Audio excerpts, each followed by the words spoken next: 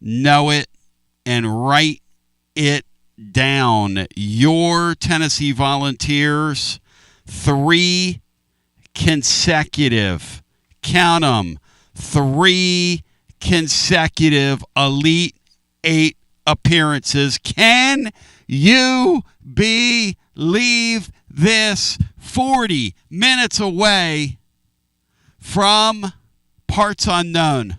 40 minutes away. Tennessee wins 76-62. They're in tears.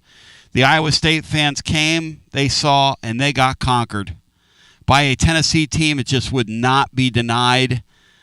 Good evening, good morning, and hello wherever you may be around the world. Tony Basilio at your service as Tennessee wins 76-62, a night that absolutely belongs to Tennessee's front court and to just the culture of Tennessee basketball under Rick Barnes, these kids. I mean, it's house money time, y'all. It's house money time, and we have got so much to talk about and so little time to get there. We're presented by Marcos Garza and your Garza Law firm, online at garzalaw.com. Marcos is up there with his family tonight as they're interviewing Nate Ament on the court. And really in this game, in my humble opinion, Tennessee, just a far superior basketball team on both ends, but particularly when it comes to just pounding this team on the glass. And that's what Marcos Garza and the Garza Law Firm do every day. They go at it. They go hard each and every day, and they go hard for you. So shout out to the Volunteers, shout out to Garza and your Garza Law Firm. Let me go around the horn here. Matt Diskin, your thoughts on what we just witnessed? Just another awesome all-time performance from Tennessee. Just dominated the kind of middle part of the game. Yep. And especially early in the second half until it started becoming a free throw shooting contest. But you just dominated. You had the turnovers; those were going to come. Yep. And that's the only thing that kept Iowa State in the game. But you more than made up for it by totally dominating the boards and getting so many second chance points. And once you started getting those to fall, thought you started getting a little bit more aggressive offensively and passing well there in the second half. Some good adjustments there, but just an incredible night. I mean, about as comfortable a win as this team can possibly have, and you did it in a Sweet 16 game against a pretty dang good team. Obviously minus their best player, but you took their best shooter, you neutralized him, kind of exactly the way you did the nickel kid from Vandy in those 3 games. Yep. And they really just had no chance because their guards were able to do some things. But, just a massive, massive domination on the board. Jalen Carey was incredible. Apara has just been incredible in that first half. Apara's he's player of the tournament for them. Mm-hmm. He's player of the tournament. I liked how Ament was aggressive. Yes. Didn't know, and made some shots. And of course, Gillespie, who played off the ball a lot. I don't care about the turnovers. The guy made some clutch shots. No, I don't care about turnovers. Early when we were missing them. So it's a great night. Let's celebrate until the wee small hours. Dixon's pumped. Brian Hartman, your thoughts, and then we'll get Alex's thoughts. Mari's going to join us.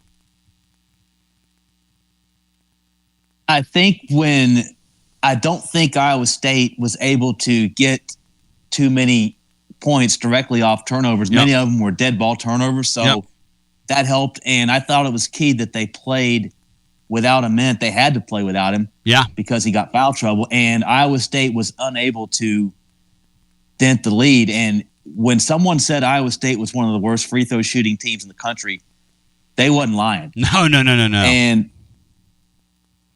And it too bad for them that Kentucky didn't walk through that door tonight. Too bad for Iowa State that they weren't facing no one like Kentucky tonight. They were facing a real basketball. Oh, no question. Headed to the Elite Eight. I see what you're saying. Tennessee early in the game, a little out of sorts. Kind of had to grow into the game. But what kept Tennessee around in the early part of the game was they defended. They just set what you were about to see. They didn't let the European kid get any air at all. The Heisey kid really was their only option with Jefferson out. And the Lipsy kid's a nice player, but he's not good enough to carry you. And as Matt said, some will key on Gillespie's turnovers. What I key on, it's 8 points late. He rises for a 3-ball and hits it. He's been that way so far in this entire tournament. And Tennessee's going to get a 4th game here when I thought they'd get 2. And they're going to get a 4th, and they're going to get a crack at Michigan on Sunday. And it's all you can ask. And this is an entire total team win. I mean, everybody that played in that basketball game tonight contributed in that win. Tennessee played 1, 2, 3, 4, 5, 6, 7, 8, 9 guys in the basketball game, and every single one of them from Brown to Berg to Evans all contributed. And look, these guys do maddening, crazy things. They just do. And they had that little stretch there where they, did their kind of go to sleep mentally thing, but they did it against Virginia too, but it's not costing them because they just play so freaking hard. Let's go to the phones, and then I want to hear from Alex Myers. But in the meantime, we'll go to the phones on a night where the Vols made 7 3-balls to Iowa State's 5. Iowa State, if they were going to win this game, get in the game, the European kid had to hit at least 5 or 6 3-balls if they were going to stay in the game. And they knew that. Tennessee knew that.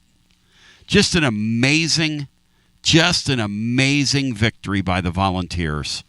As we go to the phones, we'll get as many people in here as humanly possible, and we celebrate as Tennessee, a school record now, 3 consecutive Elite Eights, and I'm not sure that'll ever be broken here. We might play 100 more years of basketball. 3 consecutive Elite Eights is pretty damn hard to do. Hello and welcome in. You're on the air. Hey, T. How are y'all doing tonight? Doing great. Thank you. Johnny Vols is an OG.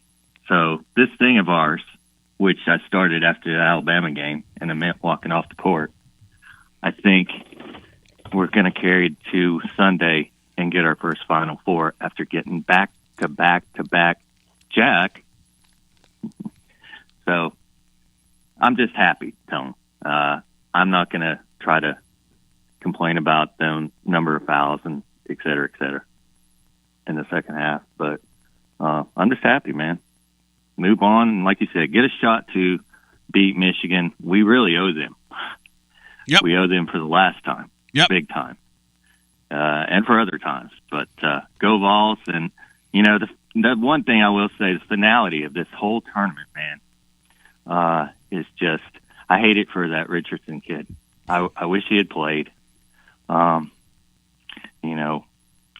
But give them credit for a lot of fight tonight. So, go Vols, man. Appreciate it, T. Amen, brother. Thank you. And here's the thing. The Richardson, the Jefferson kid's a great player. Yeah, that's who you're talking about. Yeah, he's an awesome player. Hey, Tennessee is on the Elite Eight 3 years in a row. They get Michigan. They're going to be the first game off, 2:15 Eastern on Sunday. We'll be on as soon as that game's over, breaking it down scientifically with you. And the thing about Michigan, I'm going to try to get a number. I mean, I'm sure a number will be posted pretty soon. Michigan will be favored in the game. My guess would be, do not shoot the messenger here, but about probably 9.5 would be my guess. Hey, you're Tennessee. You're literally on house money now. 7.5. Is that the number? For VIP play. Yes. Oh, wow. That's a great number. I'd jump in there and play that. The total is 145. 7.5. Our guess was 9.5 going on Ken Palm. But, yep. But we'll unpack that in a little bit. We're going to celebrate this win. Needless to say, Tennessee is going to, and Barnes said it earlier, these guys, Matt, if they could make open layups, would have blown this team off the floor. But it's the reason they haven't been able to blow anybody out this year, Matt, is they just don't make easy shots. They make everything hard on themselves. so much harder than it has to be. They play so hard, but yet they make it so hard on themselves. Yeah, they really struggled those first, 5 or 10 minutes, finishing with those offensive boards. Yep. But then you kind of settled into the game, and once you got the lead, you started kind of spacing the floor a little bit better, and some of the big passing was good. Yep. Some of your cross court passing when they trapped and doubled you was really effective, and you found a way to make enough shots. You certainly had more opportunities. I mean, how many more shots did Tennessee take than Iowa State? It had to be like 15 or so at least. Tennessee on field goals was 30 of 59. Iowa State just 5 more. 21 of 54. Let's go back to our phones. It did feel that way, Matt, though. And the reason it felt that way is the second chance points for Tennessee, 14 to their 7. Bench points, 20 to their 3. Points in the paint, 42 to their 30. It surprises me they got 30 points in the paint.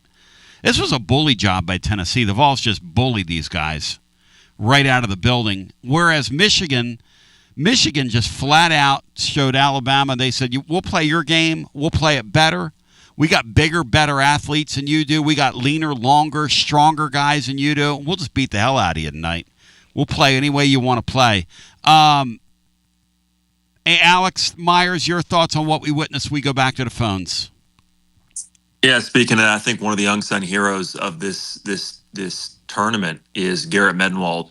The fruits of his labor, and not only just what he's done in one off season, but those guys that have been here 2 or 3 years. It's really paying off. I think this team, you look at 2 guys in Apara and Carey who had double doubles tonight, each of them with double-digit rebounds, double-digit points. Nate Ament, who may be the quietest, efficient scorer and a prolific scorer at times. He leads the team in scoring tonight. It certainly didn't feel like that before I looked at the stats. Yeah. This is a team all year, Tony, that I've been saying it, most of the callers, it's a poorly constructed roster as far as how everything fits together. Yet, in this tournament, at the biggest part of the season, it's a roster that is a team, rather, that has come together and is greater than the sum of its parts. So well put, man. And somehow they are winning. We all thought, at least speaking for myself, I thought this was a team that could win a few games in the tournament, but I was counting on Gillespie and Ament getting hot to do that. They've played well, but what's happened is the guys who we thought didn't really fit have all somehow not only upped their performance, but they've all complemented each other. And somehow, in the last week and a half, this went from a roster that all year we thought didn't fit right to fitting perfectly together. You take any one of these guys, Berg, Evans, Boswell, Carey, any one of those guys, Boswell, take any one of them, and we don't win tonight. We don't win last week. Here's a number for you, Al. Boswell in 2 NCAA tournament games, last 2. 17 assists, 1 turnover. Is that any good? Wow. You tell me. He had 8 assists tonight and 1 turnover. Was that on your Singo card? And by the way, our post-to-post passing tonight was phenomenal. That game plan Tennessee had. Now, I'd said on my daily show, talking to a source, they loved this matchup without Jefferson, and they didn't think he was going to play. And you don't have to deal with what would it look like with him. You don't ask those questions when you're getting that information. You just kind of go, okay. Like they told me, we really like this Virginia game, and I was like, yeah, okay. Like I said on the Sunday postgame show. But this time around, I believed it. And they kept Ament off his feet, but he's still not the guy that we've seen. But he's gutting it out. And as Alex said, I mean, you tell me, did he feel like he was leading scorer in that game tonight? No, but he ends up with 18 because he knows how to do it. He was 6 of 10. He was on the bench so much of the time. That's right, Brian. He was 6 of 10 from the field. And he really came on and made 2 big buckets, including a 3-pointer. Yes. And he got a good bounce on one of those jumpers, and that was 5 points right there that just sort of cemented the victory. So, You know, the bottom line is this is going to be a very tall task on Sunday. I'm loving the opportunity. I love what these guys have accomplished, and Alex said it best.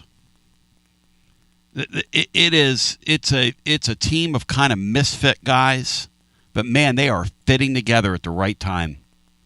It's an incredible coaching job, is what it is. That was a clinic tonight, a straight up clinic. As we go back to our Tony, phones, yeah. Just real quick, one of the most impressive things coaching for me is how they have gotten all these guys to play so confidently, because basketball, it's not talked about enough, but basketball is an incredibly mental sport. Yep. The shooters, you know, you hear it when, shooters shoot even if they're not playing. That's because you've got to think this shot's going in. Boswell, from the opening tip 2 games ago, was willing to take that shot, zero hesitation. Earlier in the year, he would be open, and we're going, you've got to at least take him. He's not hesitating. He didn't hesitate tonight. No. The big passing underneath, the reason those opportunities are there is because when they blitz and they send 2 guys on the pick and roll at the ball handler, that creates a 2-on-1 scenario for the bigs, and something that should be happening more than it is, but it's not because Tennessee's playing so confident, is when the defender jabs at the shooter and he's kind of in between trying to pass it for the lob or take the shot, oftentimes you'll see that shot fall short because the guy's kind of in between, not decisive. Brown tonight, these guys down low are so decisive and so confident in their decisions. They're not hesitating at all. And to me, that's coaching, because these guys have them playing so confident. Loving every minute of it. It's a great point, and it's something I don't think a lot of Barnes' previous teams had at this point in the season. I mean, even Berg looks confident out there, and maybe even a little too aggressive. And you're not going to get mad at it. He's been able to be a solid contributor, but it's a great point that the team's playing confident. They're not hesitating. They're not kind of looking over their shoulder when they have a turnover. It's a really, really good point that probably we need to really, make an emphasis of, because past Barnes teams, they always had that. You just look like they were playing scared and tentative out there, and this team is not. 865-200-5402 if you want to get in the hunt and in the mix with us. And it's just a great night to be alive. I mean, what can I say? To see this program in its 3rd consecutive Elite Eight, I mean, are you kidding me? Did anybody think this team was going to do that? And I'll tell you something. It's the other thing that it shows you. You can sit around all year and talk about, well, is this team a sweet? You don't know till you see a draw. Whether a team's a Sweet 16 team, an Elite 8 team, you don't know. This has been a perfect draw. Now, when you get a draw, you got to walk through it. You got to play tough. You got to make the plays. You got to be in the moment. Like my man Allen at We Ship Floors is in the moment. They're having a massive warehouse clearance right now. And here's the deal. They're looking for exclusive Supercore dealers, and they're lining people up all over the country. That's why Allen hadn't been playing around in our YouTube chat. He's been very busy. But you can be the winner here, because they've got lines and lines of first quality stuff that they've got to get rid of. And they're basically, it's like up to 95% off. This is first quality product. No factory seconds. And this is while supplies last. These are closeouts. These are discontinued lines and items and special purchases, an opportunity for you. Check out the website, weshipfloors.com. Laura and I used the room visualizer the other day in our fixing to call Alan top of next week and make a purchase with him. But they've got, you can see the oak gun stock. You can see the Solitude, some of the other lines they have. But it's just awesome stuff. I mean, what they do. Right in beautiful Johnson City. WeShipFloors.com. Let me go back to our phones, and we get our next call in. Hi, welcome in. You're on our celebratory edition of Garza Law, Tennessee basketball overtime. The Vols are on to the Final 8, baby, the Final 8. It feels so good, Tony B. This is West Hill Billy. How we doing? Hey, brother, welcome in.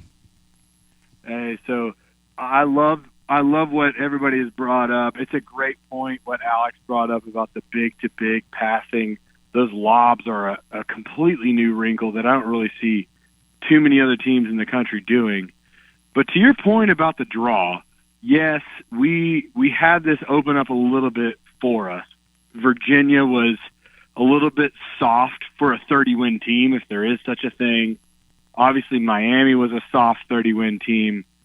But throughout this whole run of the Barnes era, where he's made 3 straight Final Fours, do you realize we have never played anything other than the chalk of the bracket? We have always played the highest seed possible we could play. And again, in the Elite Eight, we will play the 1 seed for a 3rd straight year in a row. That's wild. And not only a 1 seed, but a great basketball team and a borderline. You have to almost play a perfect game if you're going to get through team. That's what you're going to see Sunday. If we're facing facts here. Absolutely. Yeah. The same way it was with Houston, Yes. a team that is like really very difficult to see the path to victory. Yes. The same way with that Edey team where it was Yes. I mean he has absolutely not caught a break. No. And in a year where I looked at this Sweet 16 and I saw these old legendary coaches, Cal, Pitino, Izzo, the guy Sampson, the guy at Houston. There's one more I'm missing, and Barnes. They're all going home, and our guy's still here. And I have so much appreciation for that. He's an unbelievable coach. He's adapted to this roster, and it's a completely flawed roster, like we've talked about. But here we are, and I said coming into this game that and I'm not a basketball savant by any means. Yeah. But I said I feel like if it's going to be a win tonight, it needs to be Gillespie and Estrella. They did nothing. I mean, Gillespie was solid. He was very solid, but Estrella was a non-factor in the game. Right. And you get contributions from Carey.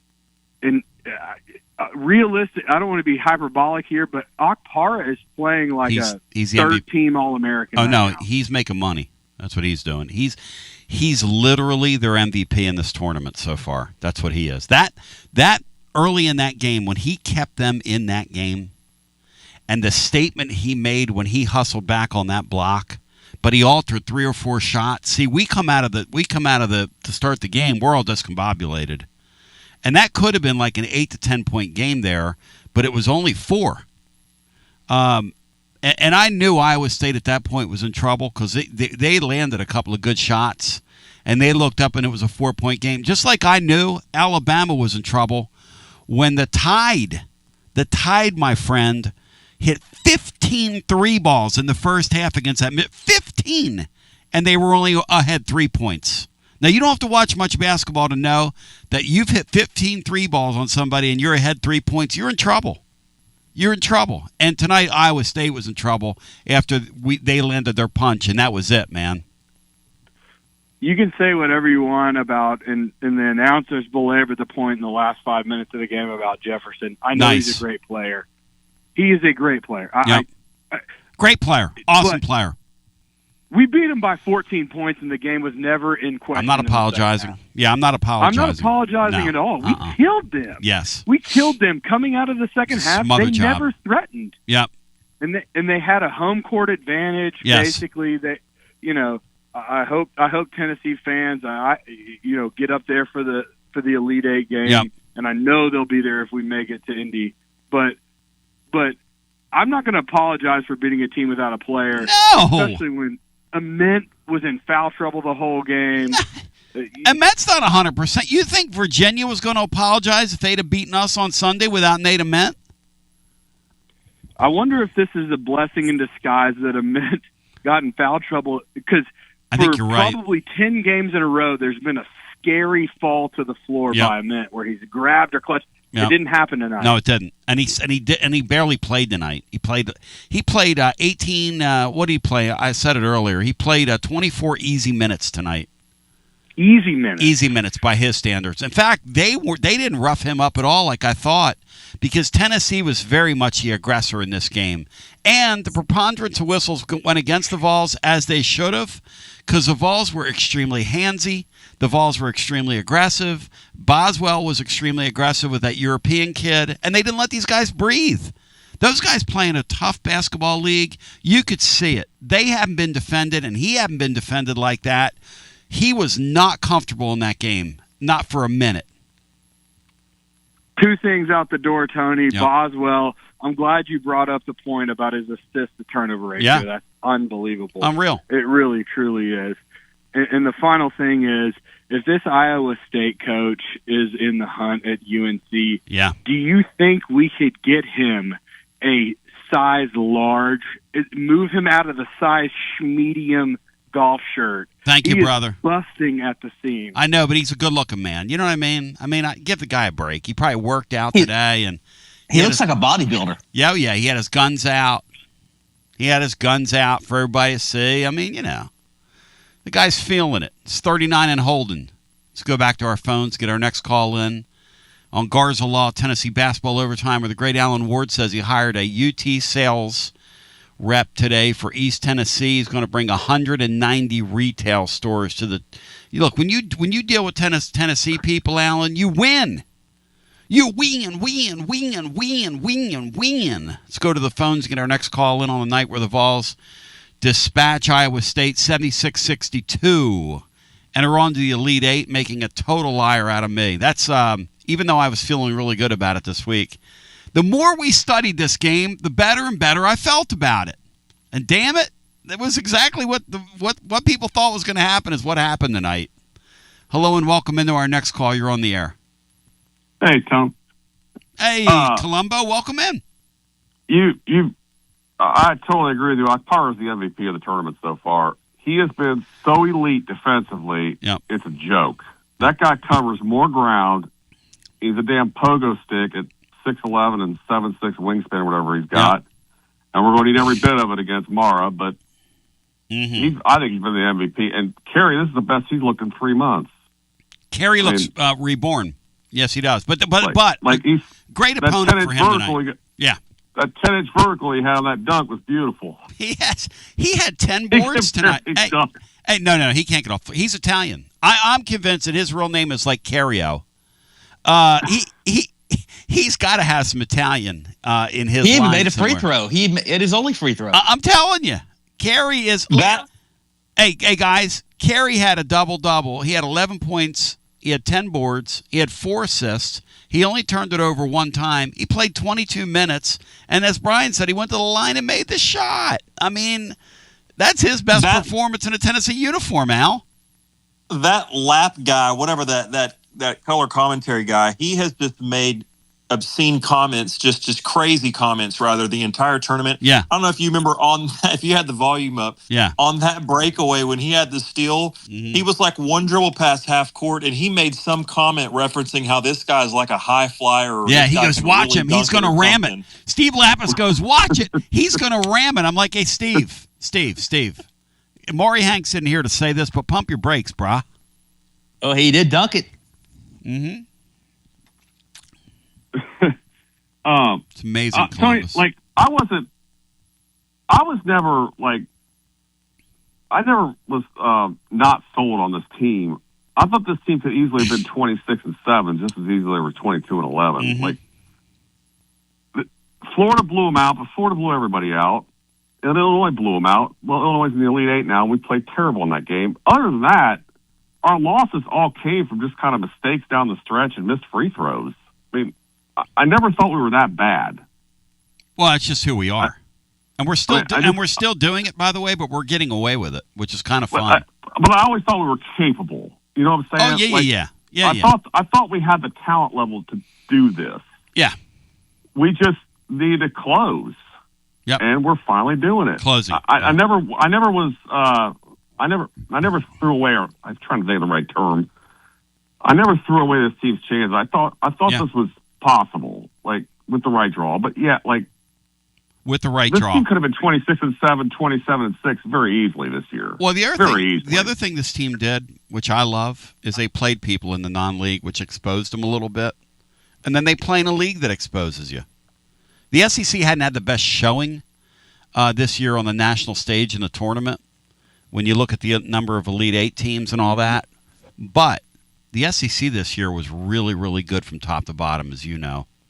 And if you're not buttoned up, you can lose. Like Any night. at Missouri, we weren't buttoned up. Any team. At home against Kentucky, Yes, on the road, sir. we weren't buttoned up. A lot of credible basketball teams. Yep. And if you're not buttoned in the tournament, you go. If you're not buttoned up in the tournament, you go home. Yes. And we button things up. We got a puncher's chance Sunday. Sure. Absolutely. Yeah, man. Absolutely. Yeah. We'll talk about it here in a little bit, but Tennessee's going to have to play better than they played tonight to beat that Michigan bunch. And they played pretty well tonight, but they're going to play better. Yeah. Yeah. Absolutely. That's all right. All right. Thank you, brother. Martin Colombo. And Matt, the Apara thing, you said it the other day. It's taken us a while to really appreciate him. You believe he's the best big man in the Rick Barnes era, Matt? Yes. Well, best five-man for sure, and it's really not even close. They haven't, I mean, he had that kind of hip deal early in the year. Yeah. And it felt like they were playing him at the four a lot because of how he could defend the, stretch fours. Yep. But no, he's come on strong, been incredible. Some of these just highlight real blocks where he's even like a trail defender. They've been unreal. No, he's been outstanding. He's been like Columbus said, he's probably been your MVP so far. But I mean, you could really say that about two or three guys because it's just been a total team effort and everybody's found ways to contribute for you. But no, Apara has been outstanding, and knock on wood, he's done all this without getting in foul trouble in hardly any games, which that's what killed Kyle Alexander. He was always in foul trouble. Yes. But Apara does all this and stays on the floor. And the post-to-post passing from these guys, the big-to-big passing that they're doing now. And then tonight, Al, Iowa State went to a little bit of zone, and Tennessee just ripped them apart. I mean, it's just – tonight's game was a clinic. All right, the numbers are out. I'm looking at VIP play here where I remind you that you bet $20, you get 100 in bonus bets instantly. The promo code, the phrase it pays is TN Tony. That gives us some credit when you go over there. But the numbers are basically the same for all these games. Iowa, Illinois, in a 9 versus 3 matchup is a 6.5 point spread. Purdue, Arizona, a 1 versus 2 matchup is a 6.5 point spread. Tennessee is a 7.5 point dog to Michigan, and UConn a 5.5 point dog to Duke. Brian, that Duke team is going to get got on Sunday night after our game. Yes or no? I think they're going to get got. I have UConn in the Final Four. Yeah, I think they're going to get region. got. I think they're going to get got. I think they've got something coming to them. But my friends at VIP Play want to remind you with Major League Baseball upon us, they're live always. There's so much stuff, so much action that you can get there. And I encourage you to check them out where everybody gets treated like a VIP. They're even taking action on the baseball Vols who, man, that was a heartbreaking loss by them tonight. Just a weird game down in Nashville. But if you have a gambling problem, 800-889-9789, 21 and over, located in the state of Tennessee to place a bet. As we go back to the phones, it's Garza Law, Tennessee Basketball Overtime. Presented by Marcos Garza, the Garza Law Firm. Tennessee, 3 consecutive Elite Eights. I'm talking all-time school history here. I'm talking about, again, if you and I were blessed with another 100 years of life, I'm not sure you'd see that, a run like that. And like Lumbo just said, I mean, you're here. You might as well kick the door in on Sunday. You might as well play the game of your life Sunday. You might as well go out there and play loose Like Alex was saying, this team's playing loose right now. You might as well just go have your loosest 40 minutes of basketball and just enjoy yourself on Sunday. Unlike straight Elite Eight against the 1 seed. Which 3 straight Elite Eights against a 1 seed. And not only 1 seeds, Matt, but elite 1 seeds. Like this Michigan team's an elite the best team in the country. I agree with that. I've been trying to think. Yeah. It might, like, if Tennessee were to win, it might be the best team a Tennessee team has ever beaten in basketball. Like that 38-1 Derrick Rose Memphis team. Obviously, I think you're right. Florida had those back-to-back title teams. Yeah. But and I know the KenPom numbers can be kind of skewed, but like they're number 1 in KenPom, and they've played that way all year. They're probably them and Arizona are easily the 2 best right now. But you're in a one game situation and have fun, and if you make more shots than they do, you can win. Play the game of your life. Not having to stress tonight can help. Sure it can. In 2 days. Sure Michigan didn't really have to stress much in their game either, but who knows, 2-day turnaround. Maybe Michigan doesn't come out with their best stuff. That Michigan bunch, guys, when Alabama shoots 15 threes, Brian, in the first half, and generally in our league, you do that to somebody, you're up 13 or 14 points, and you're up 3 or 4 points, you know that damn game's over. You watch enough basketball. If Gillespie due to have a good 3-point shooting game, he didn't have one tonight. Yep. Hello and welcome into our next call. You're on our Garza Law Tennessee Basketball Overtime. Hi. What's up, Tony Tom? What's up, man? Hey, bro, how amazing is it that this Tennessee basketball team, no pun intended, is surrounded by the elite? Yep. You know what I mean? Yes. And we are elite. This is an elite basketball program now. You get to 3 straight Elite Eights.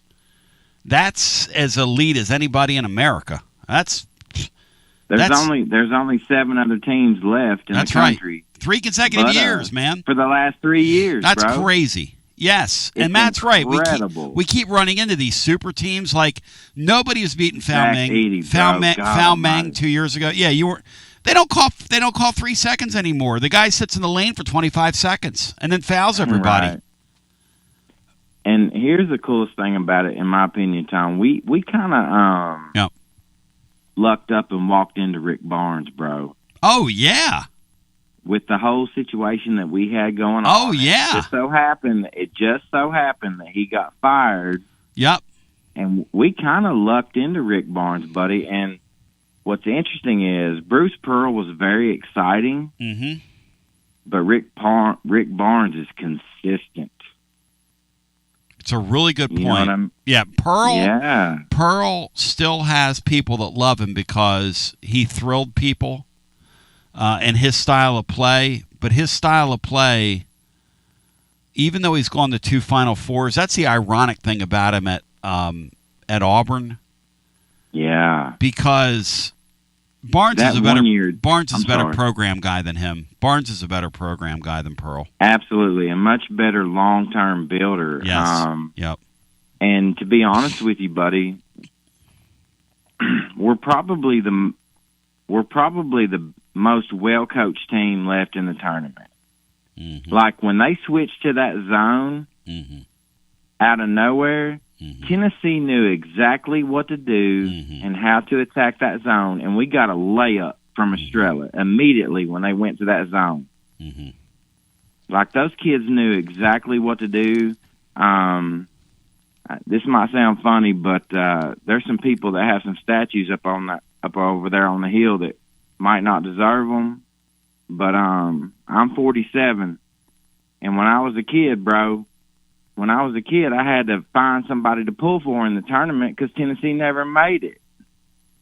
And so I kind of became a little bit of a pseudo-Duke fan because my team was never in the tournament. Yep. You know what I mean? Yeah. Kids your age back then. Kids today don't have to choose a school to watch. Right. Yep. We weren't any good. And there's a couple people over there that do not deserve a statue, but as far as I'm concerned, when it comes to Tennessee basketball, nobody's really ever been better than Rick. So maybe he should get one. You know what I mean? Yeah, this is an incredible run. He really deserves to take this school to the Final Four.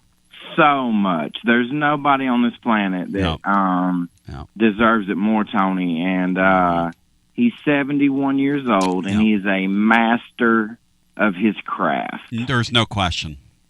We are the most well-coached team in the tournament, and no question. I don't know what's going to happen Sunday. Yeah, because they have some pros on their team and this and that. Great.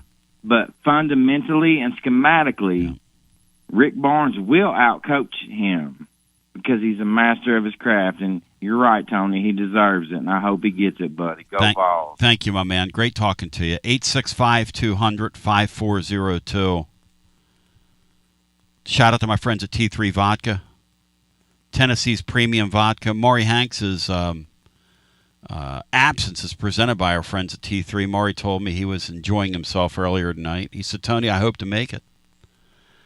Alex, he told me about 10:30. He said, I'm already a couple cigars deep, and I've already had a little T3. I said, well, Maury, we're rooting for you, man. We're rooting for you to make the scene, brah. I said, Maury, what's going to happen tonight? He said, Tennessee's going to cruise in that game.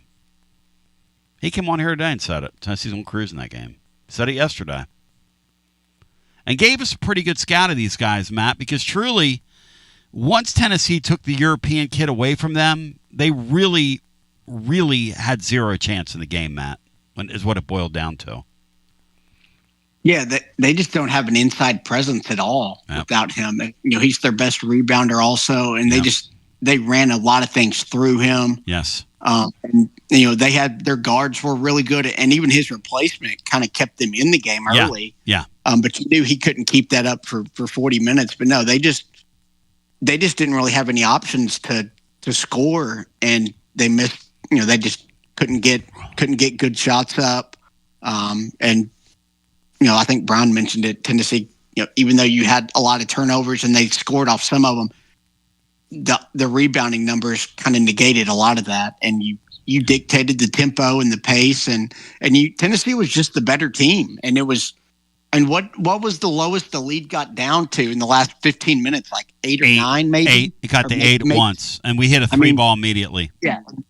So you never problem. were really in danger of it getting tight. Yeah. And it was kind of a road game pretty much, and you kind of won a road game where you took the crowd out of it, which was really impressive. And here's the thing. Big part, go ahead, Matt. Go ahead. Me was about being able to defend their shooter was whether it was Boswell or whoever else may have been on throughout the night, they didn't get caught in the trap of having to help.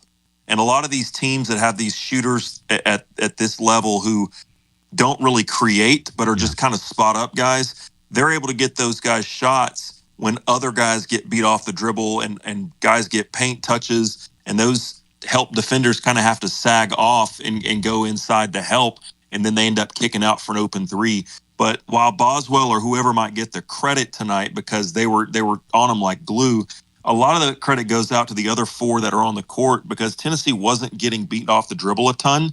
And when they were, it was guys like Apara who were able to come over and help, and Boswell wasn't having to sag off him. And Tony, if he's off the T3, Maury, it might not be that he's falling asleep. He might just be calling 200-5402 because I think some of your other callers might have been on that too. Shout out to my friends at T3, 5-time gold medal winning vodka. They present Maury on here. Whether you're sipping it neat on the rocks or mixing your favorite cocktail, your choice for a premium award-winning experience. They are distributed by, and ask for them by name, Empire Distributors of Tennessee. We go back to the phones. On a night where the Vols emerge victorious, on a night where my name's Tony Basilio, on a night where we're fired up, focused, and prepared, on a night where the great Tom Guffon from Guffon Moving and Storage is listening to us right now, and he was there today. And Maury was in on our daily show for Mike Huguenin today. But let's go back to the phones. And here's the thing about Sunday's an opportunity. That's all it is. That's how Tennessee should look at it. It's really a reward. You get to play for the opportunity to go to a Final Four, and it's a reward. They should be loose as a goose. Loose as a goose tonight. All the pressure will be on Michigan. Let's go back to the phones and get our next call in. Hello and welcome. You're on the air. Well, I tell you what, Tony.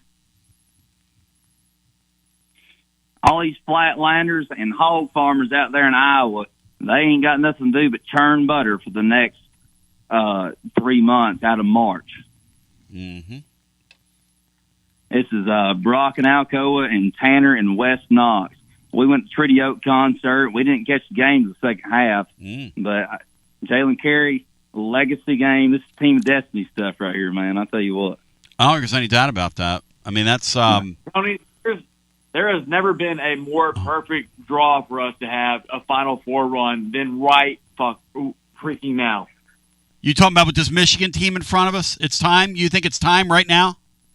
I think the Michigan team in front of us is the worst one seed in the tournament right now. I think they're a very talented team. They're a very good team. However, I think they're the most beatable team for a Tennessee team like this. Matt Dixon, your thoughts on what these two gentlemen are laying down? They just came from a show, and they're feeling pretty damn good about themselves, Matt. If they're not feeling pretty good, period. Thank you, Johnny. I'd much rather be playing Duke if we're looking at the one seed. Me too. Than this. I think Michigan and Arizona are the two best teams, but Purdue in the Big Ten tournament and Duke when they played late in the season were really physical with Michigan, and those are two games they lost down the stretch. And they've had a fairly easy, run to this point with kind of the finesse teams with Bama and even that St. Louis team. So Tennessee can give them a challenge, and that physicality is going to have to kind of carry Tennessee. And it has given Michigan problems, even though they have the physicality and especially the size to match it. Shove them around, man. You look, you're on house money here, Tennessee. Play physical with them. Anything else from my two fellas there? I'll tell you what, out the door, I want to talk to every Vanderbilt fan and Kentucky fan in the room tonight. Yes. Vanderbilt, Duke Miles, and Tyler Tanner, you're sitting at home twiddling your thumbs in a round of 32. Go! And Mark Pope and the whole state of Kentucky, all you got is quarter horses, bourbon, and a losing basketball team. Twiddle your thumbs and go to the Latter-day Saints Mormon Church tomorrow morning and pray for your sins. What in the world? Thank you. Wow. I mean, we're keeping it wow at like 1:30 a.m., but who's counting? Let's go back to our phones. On a day where I remind you that if you got a dream about buying some land, my friends at Waterside Contracting, they can help you, babe. 25 years making dreams come true. Hundreds of folks in our area. Several folks out of our listener base have contacted them, whether you want a new home or maybe you need a remodel job done. Waterside Contracting will build on your lot. They do incredible work. They do it all over East Tennessee. You will check out their website at watersidecontractingllc.com. On a night we're on Garza Law, Tennessee basketball overtime, 3 consecutive Elite Eights. And I'm going to let Matt unpack Tennessee's game plan, which I know he was privy. He got some information on it that was shared with him. I'm going to let him talk about how they were able to do tonight what they did, because Matt got the game plan for what Tennessee was going to do to the European, and I'm going to let him talk about that. Hello and welcome in. You're on the air. Tony, TGMD, it's Big Meaty. Matt, you know who it is. Good to see you guys. Listen, I love everybody's talking at Barnes tonight. There's one guy, though, on the back end on that coaching staff that I do need to acknowledge. Lucas Campbell. He's been on the program for probably about 3 years. Was a Rick Barnes alum, graduated from UT. Yep. Probably about 2 years ago, did the scouting job. You can't deny that the scouting that's been done through March Madness with the 3 games we've been doing has been phenomenal. I mean, the alley-oops have been coming through. I think you got to acknowledge the assistants. You got to acknowledge Lucas, what's been happening. And I got Barry MC here. One thing that Lucas has done, because I know his father, Randy is an awesome guy, but one thing that Lucas has done is that he's been one of the guys that's been bird dogging talent for him. So not only in managing, not only in what you see, but just the overall feel of keeping them on top, keeping them within budget. Hey, this is who we need to go after. Hey, this is who we need to focus on. He's done an excellent job behind the scenes for this program, and he's a very good scout as well. To your point. Yeah, great scout. I think he's done a great job on the recruiting side. And we only got one question for you. I got a guy here, Barry MC from West Hills. Just had one question to leave us here. Sure. We're having a family night. Hey, welcome in. So I'd only called in one time previously this year, and that was post Kentucky in Lexington. Yep. And I imploded. Did you call were you a Kentucky fan that called my personal cell phone that night? No. 50 times? No. Okay.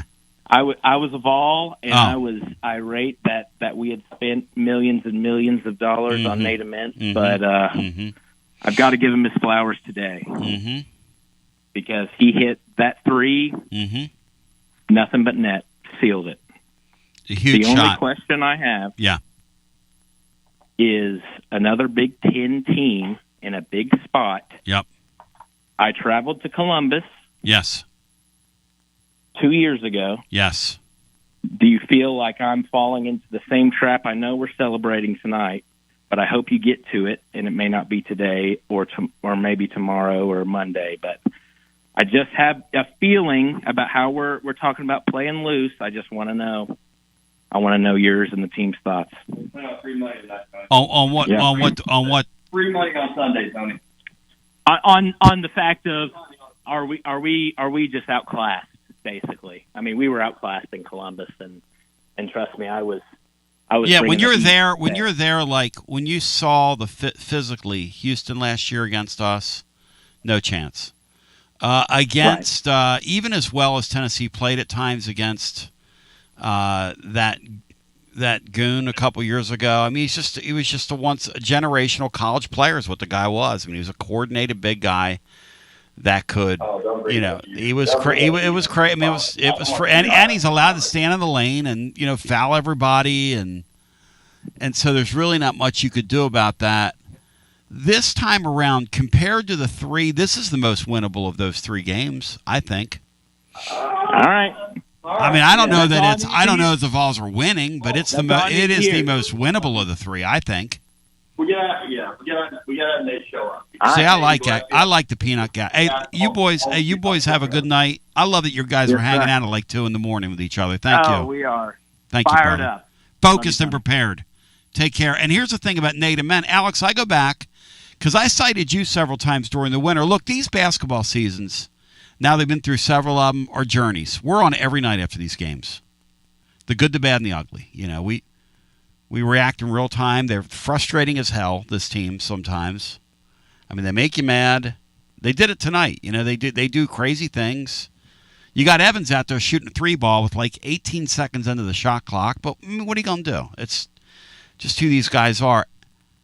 Al, we were walking out, and you said, Tony, really what this thing's going to come down to with Nate Ament, people talk about whether he's worth the money or not, is how far do you get in March? Alex, I ask you right now, they're in the Elite Eight. Nate Ament worth the money? Absolutely. You guys he was your leading scorer, and he's not only leading your team in scoring, but he's doing so, and he's not even healthy. And unlike a lot of freshmen with NBA talent, he's doing it regardless, which makes you kind of harken back to a pre-NIL era where people played for the schools and the name on the front of their jersey. And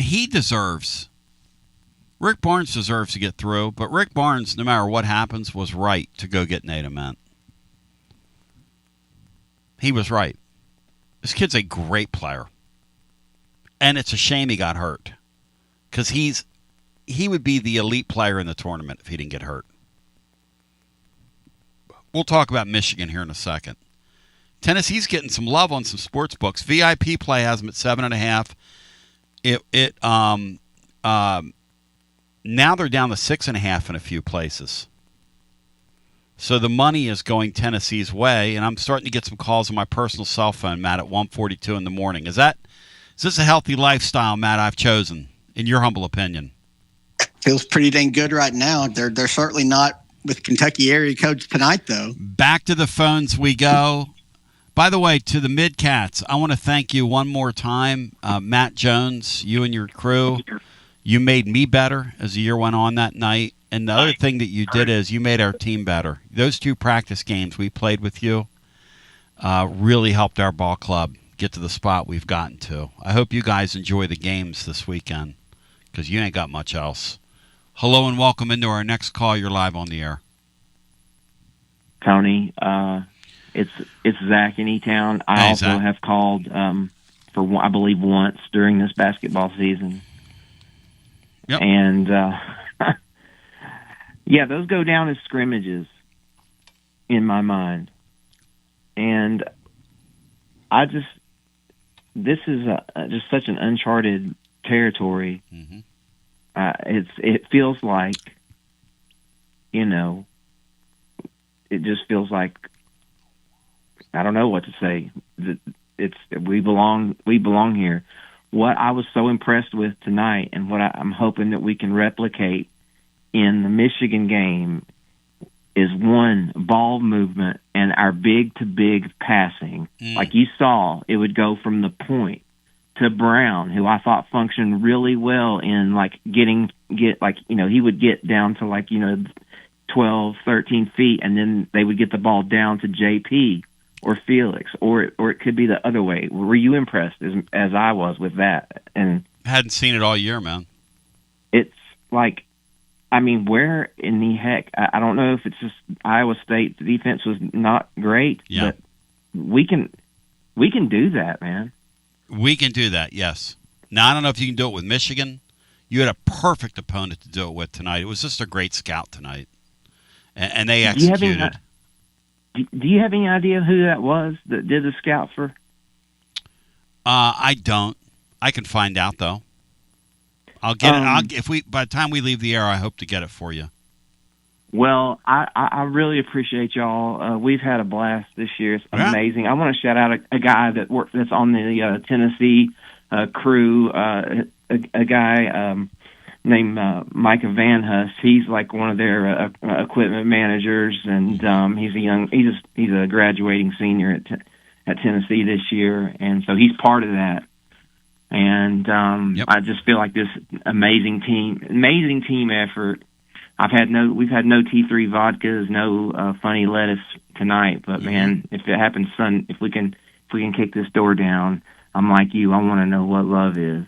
No question, brother. And you go to the fourth corner of your mind if we go to the Final Four. Can you imagine that? Thank you, Zachy. Hey, Matt, so Tennessee's game plan, what was it on the European? You can talk about this now. You got some inside information. What was it, Matt? Not give him any space. Not let him catch anything. Not let him breathe, really. I think the broadcast mentioned they were kind of face guarded him a lot, and they just were never going to let him get shots off, and they were going to be physical and kind of rough him up, and it obviously worked. He couldn't even get shots off, and he forced the ones he did.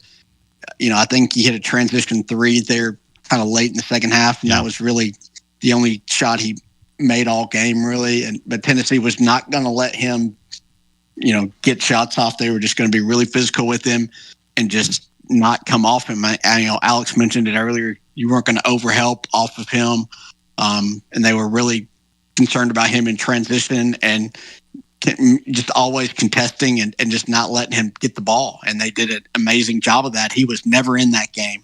Well, he was a total non-factor. Matt, they took that game plan to the highest power, okay? Barnes had to be giddy watching that. It's one thing to say, hey, guys, this is what we need to do. This is how we're going to. And then you go out there and you watch them. The kid fired up 8 3 balls. 3 of them were in self-defense, guys. Like self-defense, way off balance. He's out there foul grifting a couple of times, trying to get fouls. They roughed him up. They were in his grill. They were in his face. They took turns on him. Boswell, aside from his 8 assists and only his 1 turnover in 28 minutes, was in the guy's face the whole time.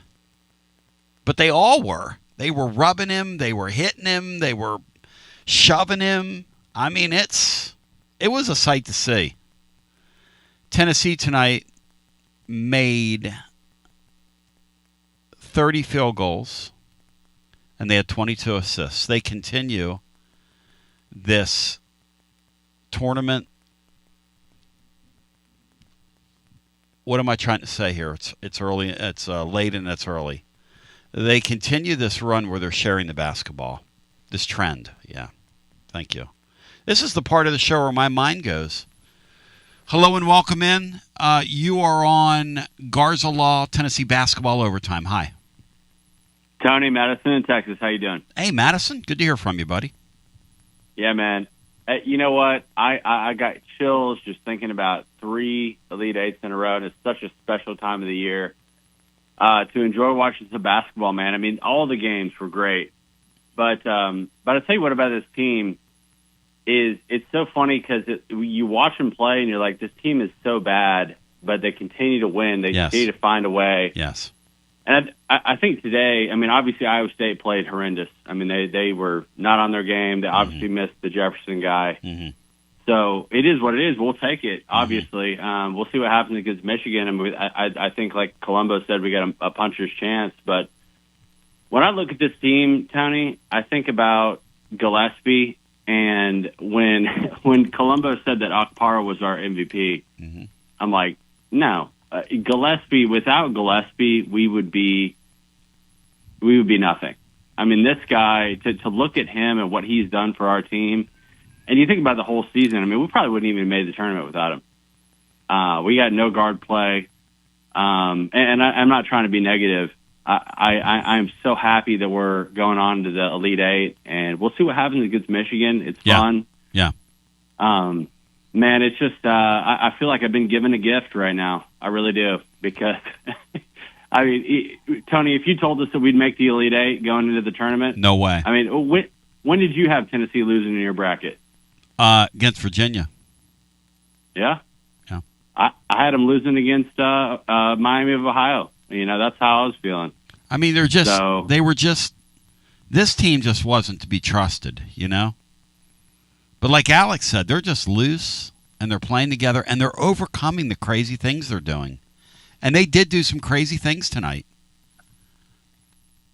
I mean, dang near 20 turnovers, Tony. Yes. And you win the ball game in March in the Sweet 16, playing in a football stadium. What's great about the 17 turnovers is most of them weren't live ball turnovers where they couldn't convert those to steals on the other end. Most of them are the points on the other end.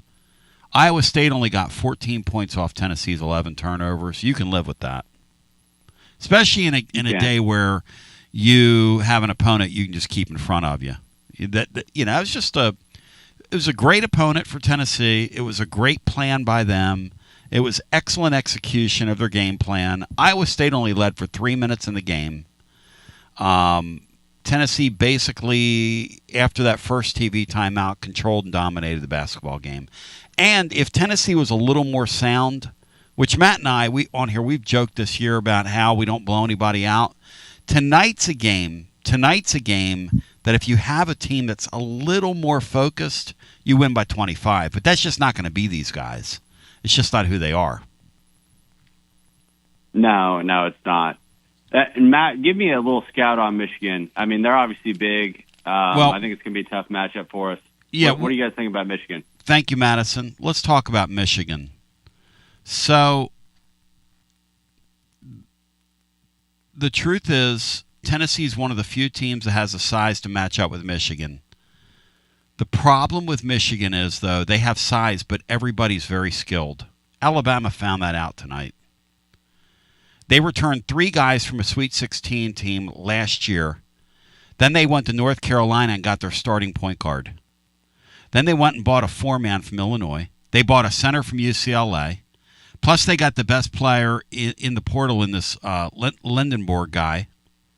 So, basically, Michigan this year took all their chips with Dusty May, who's a great young coach, and pushed them right in the middle of the table. Tonight with Alabama, end of the first half, this is what kind of coach Dusty May is. One of the bigs from Michigan, one of their veteran players, shot a shot. There's 20 seconds in the half. shoots a shot with like 15 seconds left. It results in a basket at the other end. Like, instead of running the clock out. Dusty May does not wait till he gets in the locker room. He doesn't wait a second. He gets in that guy's face and is, screaming, hard coaching him in the damn Sweet 16. These guys are really tough.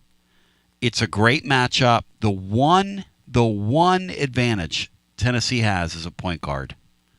Our point guard's a little better than that Godot kid. Now, he's a nice player. And on their team, he's a kind of a perfect fit. But the one advantage that we have is him. Here's the bottom line. This is me, and I'll go around the room here. Tennessee's going to have to play their best game of the year, and Michigan's going to have to not shoot the ball well. Now, like Matt said, the formula's there. Michigan, in their losses, they've been shoved around by bigger, more physical teams. Can the Vols do that Sunday? Will the officials let the Vols do that Sunday? We'll find out. Matt, your thoughts, then we go around the room. Yeah, they're just really skilled, not really a true weakness, but they're certainly beatable. But, it's the 7-3 guy that was on UCLA's team last year that Tennessee played in the second round, which is kind of interesting. But no, they're really good defensively. They take away a lot of things. They don't force a lot of turnovers, which, should help Tennessee. But I mean, you got to be physical. You've got to play Tennessee's brand. You want a slow pace game. You want a half court game because even though they are big, they like to get out and run. Mm-hmm. They really like to score in transition. But no, you can, if you got to kind of clog it up, you want it to be as physical as possible and as lightly, whistle game from the refs. But yeah, and you've just got to play Tennessee's game and hope that you just, find ways to create matchups, and you'll probably need Ament and Gillespie to carry you again. But the role players all have to play well again. But it's a tall challenge. But hey, you're in the spot, and you got a puncher's chance because you're going to be in it defensively, and you just got to figure out a way to score.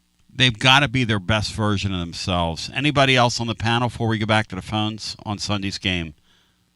Yeah, I think in a way like tonight, like there's this thing in basketball where, like teams that press don't typically like to be pressed. Mm-hmm. And Michigan's kind of been the big and the burly and the kind of huge, lengthy team that affects people when you try to get inside on them. Mm-hmm. Tennessee is also used to being the big, physical, burly team that's not afraid to kind of get rough and kind of play bully ball down low. So that's one of the hopes I have, is that perhaps Michigan's just not used to, like most teams aren't, like Iowa State wasn't tonight, right? Like you're just not used to, even if you play that style, you're not used to a team playing like that and seeing that in person. The other thing I would have, I think even if Tennessee plays their best game, if Michigan plays their best game, I don't think you win the game. I'm just going to be honest with you. But rarely do both teams play perfectly. So, there's a path.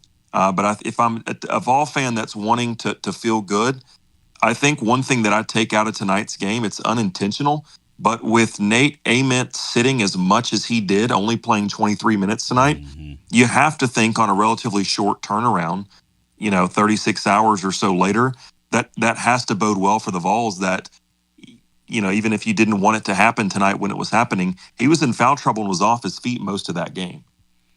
Back to the phones we go. 865-200-5402. Brian, any thoughts on the Michigan game? Then we go back to the phones. I wonder if they can take advantage of passing big to big in this game. If that'll work against Michigan's front line. Matt, what do you think? I mean, it'll have to. But yeah, I think it can.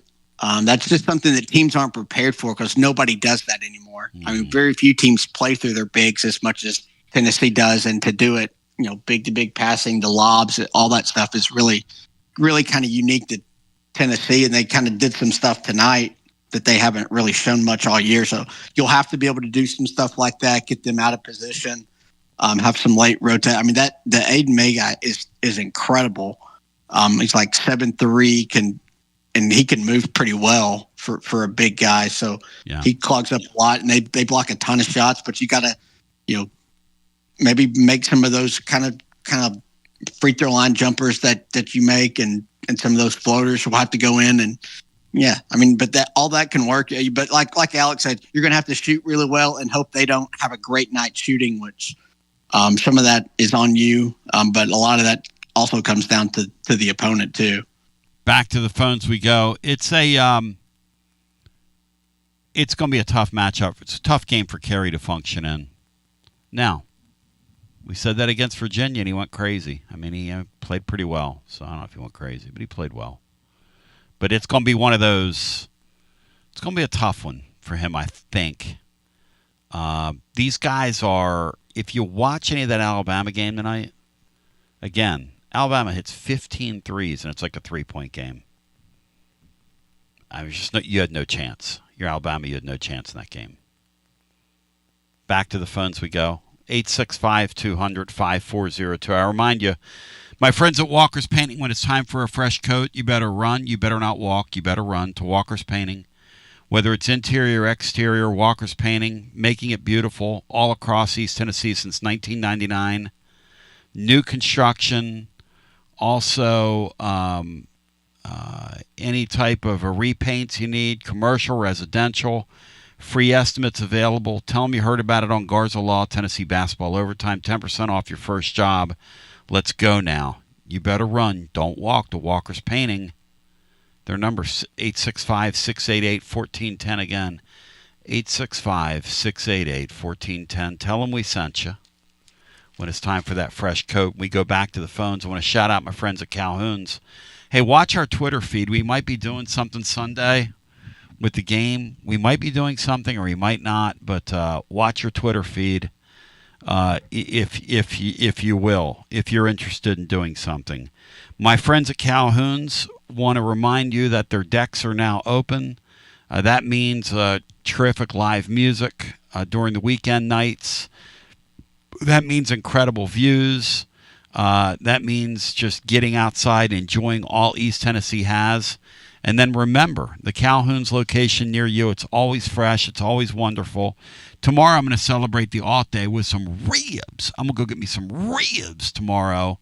But anything you get off their menu is fresh. They've got their own commissary. They cut that moit every day, and they make it happen. They are the taste of Tennessee at Calhouns. Let's go back to the phones, and we get our next call in, and you will taste the freshness. Hi, welcome in. You're on the air. Feel it, brother. I didn't believe you, brother, back in January when you were telling me this team was going to do it, Sammy, but I believe now. I said this is the best team he's had, top to bottom. I mean, real quick, where is that Luxembourg, whatever? Where did he come from out of the portal? That's a good question. UAB. There you go. The Luxembourger. Kind of like their center, like played inside mostly. Yep. And he's like a 6'9" kind of wing player. He's one of these like 23, 24-year-olds, and he looks like he can play defensive end for their football team. Hey, Matt, he's a perfect transfer era piece that you add to complete a puzzle. That's what they've done this year. They went all in on their roster. Tennessee's going to get a very similar opportunity because Tennessee's going to have a ready-made front line. They're working on pulling a star in similar to what they did in adding a point guard from North Carolina. Tennessee's working on a high major four-man. I mean, Tennessee's little plan here that they've got cooked up looks very similar to what Michigan did last offseason. It's what you do when you decide the future's bright, let's go for it. Tennessee's, they're going to be in a go-for-it year next year with the front line they have. Well, Tony, the beginning of the year is like Ament's a bust, the Daves of the world or whoever, and then y'all said, Carey can't play. Yeah. Barnes doesn't have anybody on his team that can't play. Now, obviously, you have some guys that have to figure out their roles and, know their place and kind of figure it out. But he doesn't have anybody on his team that can't play. And, this whole season, this team really could have been a 1 or 2 seed if they had just played smart. And then, they did it again tonight. They turned it over. But if they clean it up Sunday, they will go to the Final Four. That team,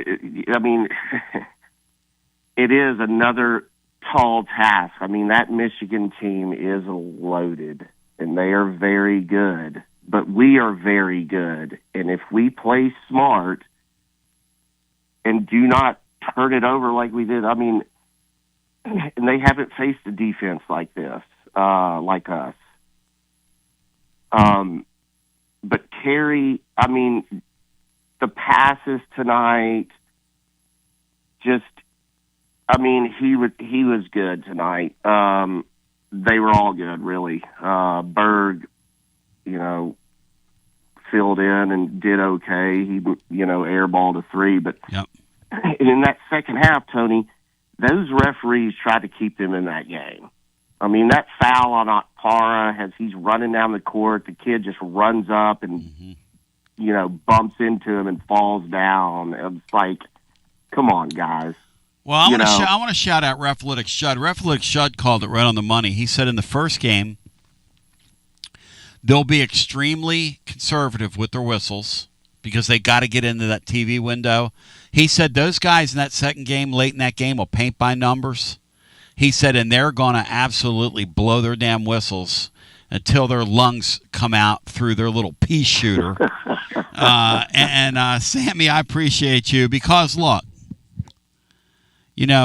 that's what happened. That's exactly what happened tonight. Refletic Show was exactly right. Matt, they turned that thing into an unwatchable slog in the last 7 or 8 minutes of that game. I don't know if that's what they were going for, but that's what happened after not blowing the whistle in the first half at all. Yeah, that was awful. That was, again, thank God Iowa State's a horrible free throw shooting team. But awful. The game finally had some flow there to start the second half, and then it was like coming out of the under 12 timeout. It was like 8 straight fouls on Tennessee in like a 2.5 minute span. It was like 5 straight trips down the court. They got free throws. It was just ridiculous. The one on Akpar there at midcourt was the most egregious. To call a flop on that when you have that physical of a game is just such a chicken shit call by an official. Really was. Tennessee for the second straight game finished the game on a scoring spurt. They have like a sprinter's kick all of a sudden. 4 of their 5 field goals they made down the stretch. That's how you win games. And this season, there were so many games we would sit in here and do the post game and look at these stats and look up and see that the Vols were 1 of their last 8. Now, and some wins. What they're doing now is they're executing. They're better. Are they good enough to beat Michigan Sunday? We'll find out. Let's get our next call in. They have an opportunity. Hi, you're on the air. Welcome in. Ben, how we doing tonight? Doing great, thank you. Morning, whatever you want to call it. Good to talk to you. Yeah, this morning, this night, whatever it is. That's right.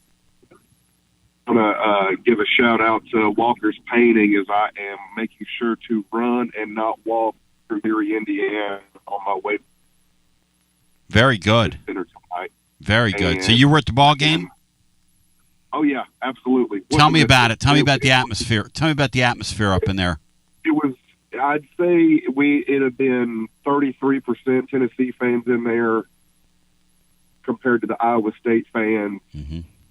The university did a really good job putting on like a pregame whatever at a bar close to there. Mm-hmm. It's just really awesome to this be back to back years where we could go to such a great event, mm-hmm. and now 3 years in a row make it to the weekend with a chance at destiny on the line. It is really just you can't put it into words how special these last few years have been. Mm-hmm. It's like playing for a championship. It's what you're doing Sunday. People don't want to hear that. They go, why do you guys make so much out of the Final Four? Because it's really a magical thing to get there. And our fans need to experience it. We deserve experiencing it. That is the pinnacle until we make our first one. That's right. Right? That's right. That's the end-all, be-all goal. That's right. As far as I'm concerned. Yeah. Look, I have been, like a lot of these callers in here tonight, a roller coaster this year with this basketball team. They've been so frustrating, but they've turned it on at the very end. But I'll tell you what, if you would have told me in January that I'd have been watching Ethan Bird put in 20 minutes in a Sweet 16 game to get to the Elite Eight, I'd have told you you were plumb out of your mind. But that kid played his tail off tonight. On the defensive end, on the offensive end, he got it done. We needed another ball handler to deal with that pressure that they put on us, and he played the role to a power team. What's interesting about your point, I was talking to somebody about him earlier in the week, and they want him back next year. And the reason they want him back is that he sort of picked it up as the season's gone along. They threw too much at him early, and he's not going to be a point guard. He's not going to handle the basketball. They thought he would be able to do that, but he's not. What he does do, though, and what he does do well, is guard people. And he's kind of a pain in the ass guarding people, and he was perfect in tonight's game. Now, he shot that 1-3 ball that went up one side and went down the other. It looked like me in my driveway. But you're going to get that with him. But he's become a playable player because he functions so well on defense, which they were not expecting that, by the way. But you're exactly right. He was really good in that game tonight.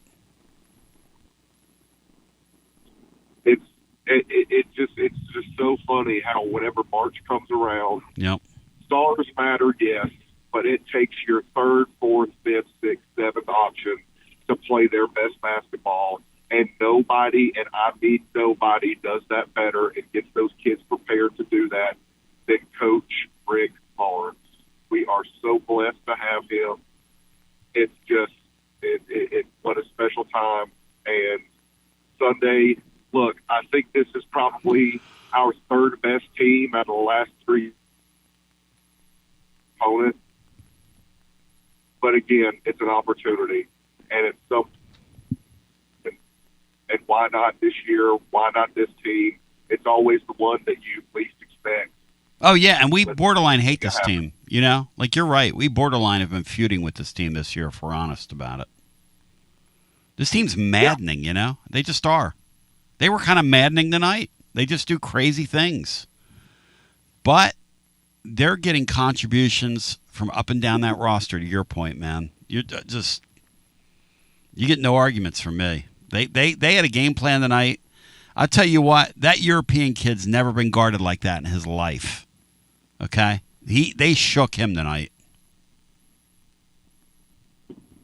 One last thing on the way out. We're talking sir. about the big passing and what that could do against Michigan. Yep. I think we saw that it almost didn't work out in our favor in the Iowa State game. But those defenders for Iowa State, once we started hitting a few lobs from a big on around the free throw line, so whether it's Apara or Brown or Cinderella or whoever, they kind of started backing off and kind of giving that little lob runner, whatever the hell you want to call it, that little set shot. I think if we can get that going in the Michigan game against that length, against that big Spaniard and all of that, I think that we're going to be able to find a lot easier shot down low, and hope to God it doesn't end up like the first 4 minutes of that game where we can do everything to make them. But I think that's going to be a big part of that big passing. And if we can get those hoops flowing early, that's going to open it up, free it up, and we'll be seeing you in Indianapolis. Woo! All right, my man. Good talking to you. Let's go to the final hour. Yes, sir. Let's get our next call in. Hello and welcome. People can tell me that kid's not European. I don't care what that kid is. I'm just not saying his name at 2:30 in the morning. You deal with where he came from on the map. I don't give a damn whether he's European or not. He's European to me, damn it. And by the way, it's still real to me, damn it. Hello and welcome in. You're on the air. How's it going? Hey, you're on the air. Hi. Hey, Matt, it's we need to score some damn runs, Denny. There we go. We scored enough points tonight. Yeah, that's right. So when you brought up the flop a minute ago, and Weston says he jumps up, screams at the TV, because that's a flop. Because who does he think he is, LeBron James? Interesting. And I just wanted to tell you, Matt, that like you've made my kid one of the biggest Tennessee fans when we met you at Southern Miss at the Super Regional, and when we got down, when we were up by 8, I said, Weston, listen, I've seen this before. He's like, Dad, you gotta have faith. You gotta have faith. He was dancing around the living room at 1:00 in the morning at 11 years old. And what a thing. I mean, Tony, you got 2 kids, and I mean, it's an unbelievable thing to witness some greatness with a kid. It's incredible joy is what it is, man. Oh, it's unbelievable. I mean, sports are so generational, and that's why I designed this show like this. I mean, community is the most important thing to me, and to people that don't get the opportunity to experience that with family, we're a family. That's why we congregate. That's why we celebrate. That's why we get together. And look, that's the thing that breaks my heart about the major college sports experiences. They've priced so many people out of it. People tell me if I go behind a paywall, I can make so much more money. It's not about money to me. If this is about money to me, I wouldn't be sitting here at 2:15 in the morning talking. It's about community to me. So I'm glad you acknowledge that. Yeah, absolutely. Well, thanks to you, thanks to Matt teaching my kid foul language, and Tony Vitello is his team's batting 4 for 59. Get you some of that, Tony V. That's rough, man. Thank you, brother. Yeah, the thing about Tony tonight is too they chose to pitch to Aaron Judge with a base open, and his pitcher rewarded him by grooving a fastball, and I mean he hammered that thing. Let's go back to our phones.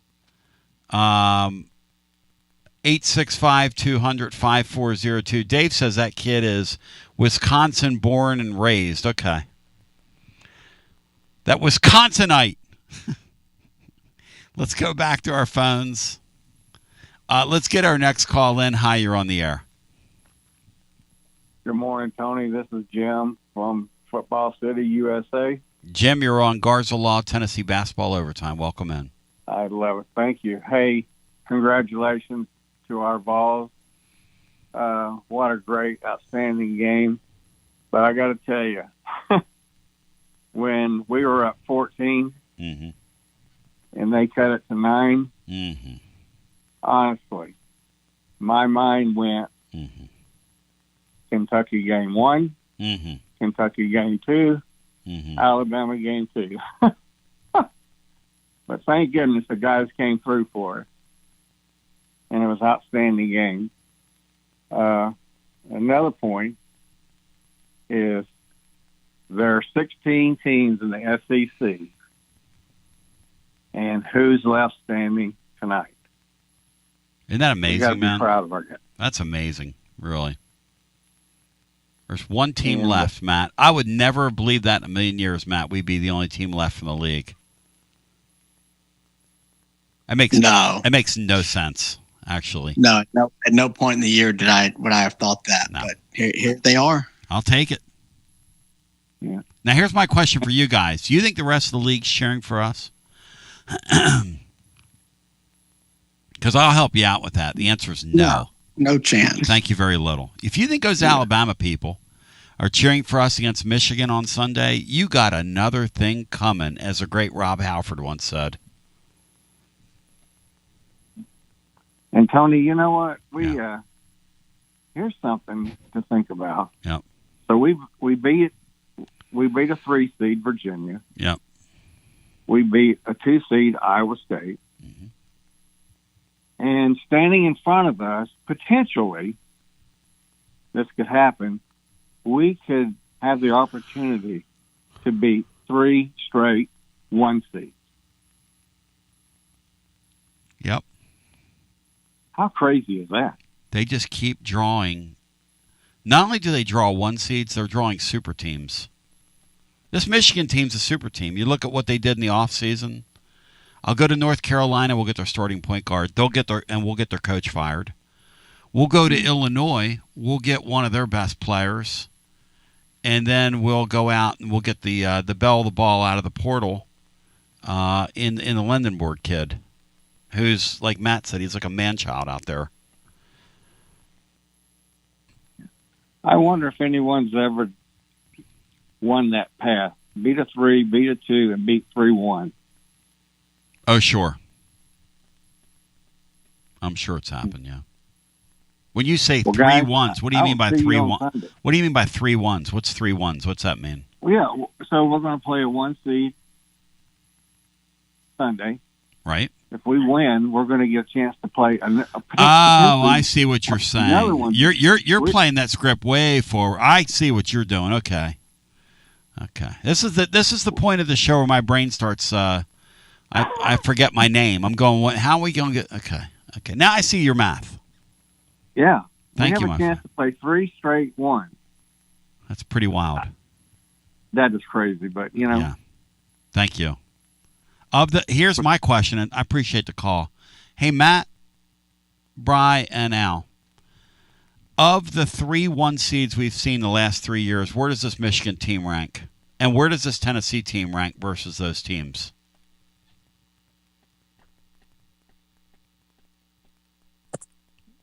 I mean, by some of the metrics and like KenPom, they're better than any of those. You know, the Houston or Purdue teams. The Purdue team Michigan was such an outlier because of Edey. Right. And they're so reliant on him, and he was basically unguardable the way he was allowed to play. Yes. That Houston team was very similar to Tennessee. They were just kind of a better version of Tennessee. Yes. It was probably the worst matchup of the 3.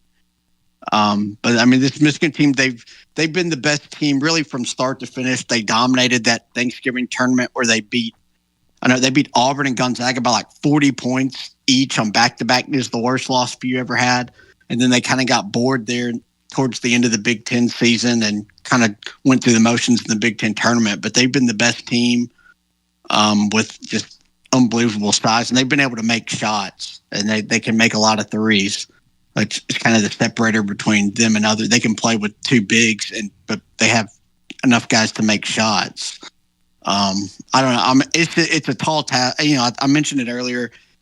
If Tennessee were to win, I think it would probably be the best team a Tennessee basketball team has ever beaten in program history. If they were to win on Sunday, and they're only a 6.5 point underdog. Got a shot. You're 7.5 point underdog.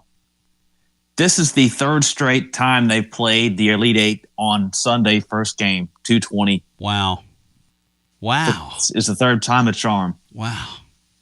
Yeah, I'm with Matt. I think of the 3 teams, the Houston, the Purdue team, and this Michigan team.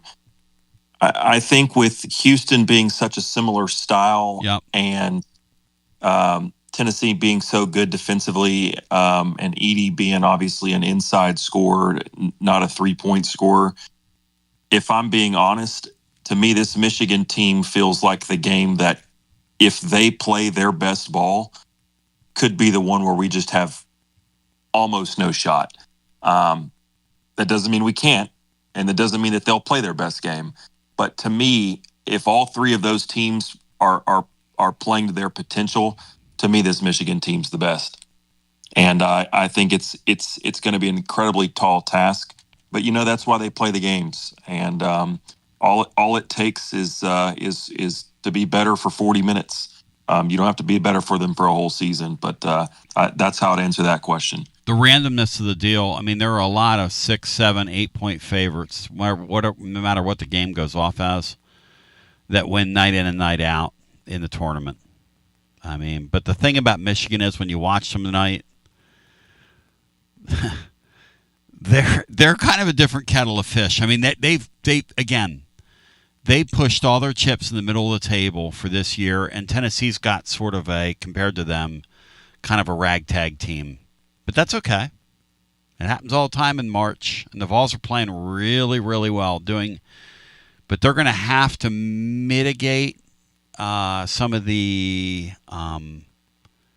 They're not going to be able to turn the ball over against this team. They won't live to tell about it if they do it 14 times. There's no way. In fact, they'll get ripped apart if they do that. This team here tonight, you could turn a ball over against them as long as you didn't give them layups at the other end, which is what the Vols didn't do. But we'll go back to our phones. I love the opportunity, though. It's all you can ask. As we go back to the phones and get our next call in, it's Garza Law, Tennessee basketball overtime. We'll go to like the 2-hour mark and call it a night. I got to get some sleep. Hello and welcome in. You're on the air. Hey, what's up, Tony? Lee. Hey, Lee, man. Hey, I'm not going to stay on here long, man. I know I was on earlier today, but real quick, Michigan, like by the metrics, they're a better team than Houston was last year or Purdue was 2 years ago. Mm-hmm. Whatever. I'm just glad we get the chance to play them. Mm-hmm.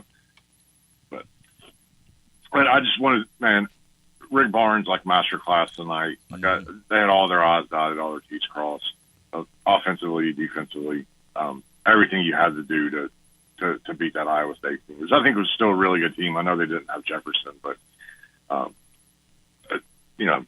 know we knew we were going to turn the ball over against their pressure. That's just kind of what they do. But yeah, just super impressed, man, with the game plan, the coaches, and obviously all the players. I mean, everybody felt like contributed somewhat. I mean, you had good, awesome minutes from Terry. Like Dwayne Wayne Brown was really good tonight too, I thought. Oh yeah, super impressed, man. Hey, Lee, Tennessee feels like they're in the spot Michigan was last year. They feel like they have a nice core, and they're going to go out and spend a lot of money this offseason. Yeah, they should. Yeah. I mean, when you look at some of these guys, like you can see how kind of the rawness and like the potential, and just if I can think what Apara looked like when he first got here and where he's at now. Mm-hmm. If you can get that kind of development out of these young guys, I can't say enough about Felix, man. That guy's just turned into an absolute monster out there. Just guarding 1 through 5, it feels like it's just such an impact on the game, and so he's underrated so much.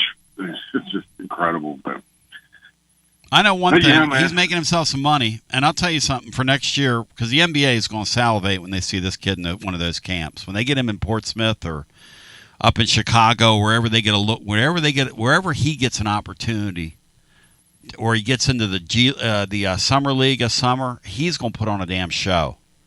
Because I think he gets drafted. I think there's a chance, Matt. With how well he defends, I think he gets drafted. Matt, that block he made, that recovery on that guard tonight that Lee's talking about was ridiculous.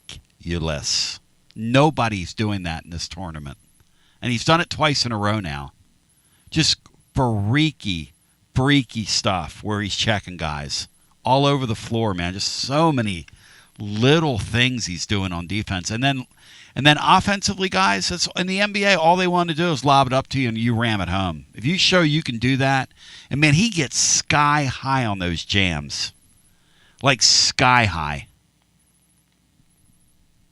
I hope he gets the chance to, because I know the kid, he's obviously put in a ton of work to elevate his game, so I hope he gets the chance to. Oh, he will. The big shout-out to Iowa State for being able to watch another team that arm punts shots from the free throw line like we do sometimes. Those kind of nice results. So. Between their foul shooting and that damn officiating in the last 11 minutes, I don't know what was worse. That's the worst part of college basketball. I mean, shit. I want to get on the damn air and get some damn sleep, and so I don't look like a roached out, dried out Muppet like I do right now, Lee. I mean, shit. Y'all know when Judd was so right on the Daily Show. Yeah. Do y'all know how much time elapsed in that first window in that Duke St. John's game? Yeah. How much time passed before they called the first foul? Because I tracked it.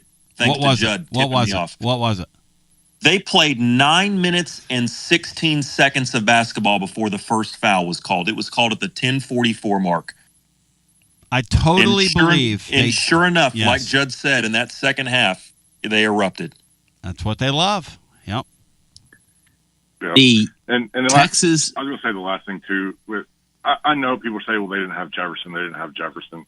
And I'm not saying they wouldn't have been better with him, but the Hesse kid probably only plays like 10 minutes if Jefferson's in the game. And he was their best player tonight. Yeah. Like, I'm not sure how much overall production you actually would have gotten because that Hesse kid filled up the box score. Oh, yeah. You know? Yeah. So, I mean, yeah, they would have been better for sure, but I don't think it makes a difference if he would have won or lost that ball game. You know? That being said, I ain't giving none of this back, man. Like, Hell bring no. on Michigan, man. Look, Michigan's good, man. Like, I'm interested to see what kind of game plan we come up against them. Like, Wisconsin beat them by, like, going 5 out and having their big shoot threes. Yeah. We can't do that, obviously.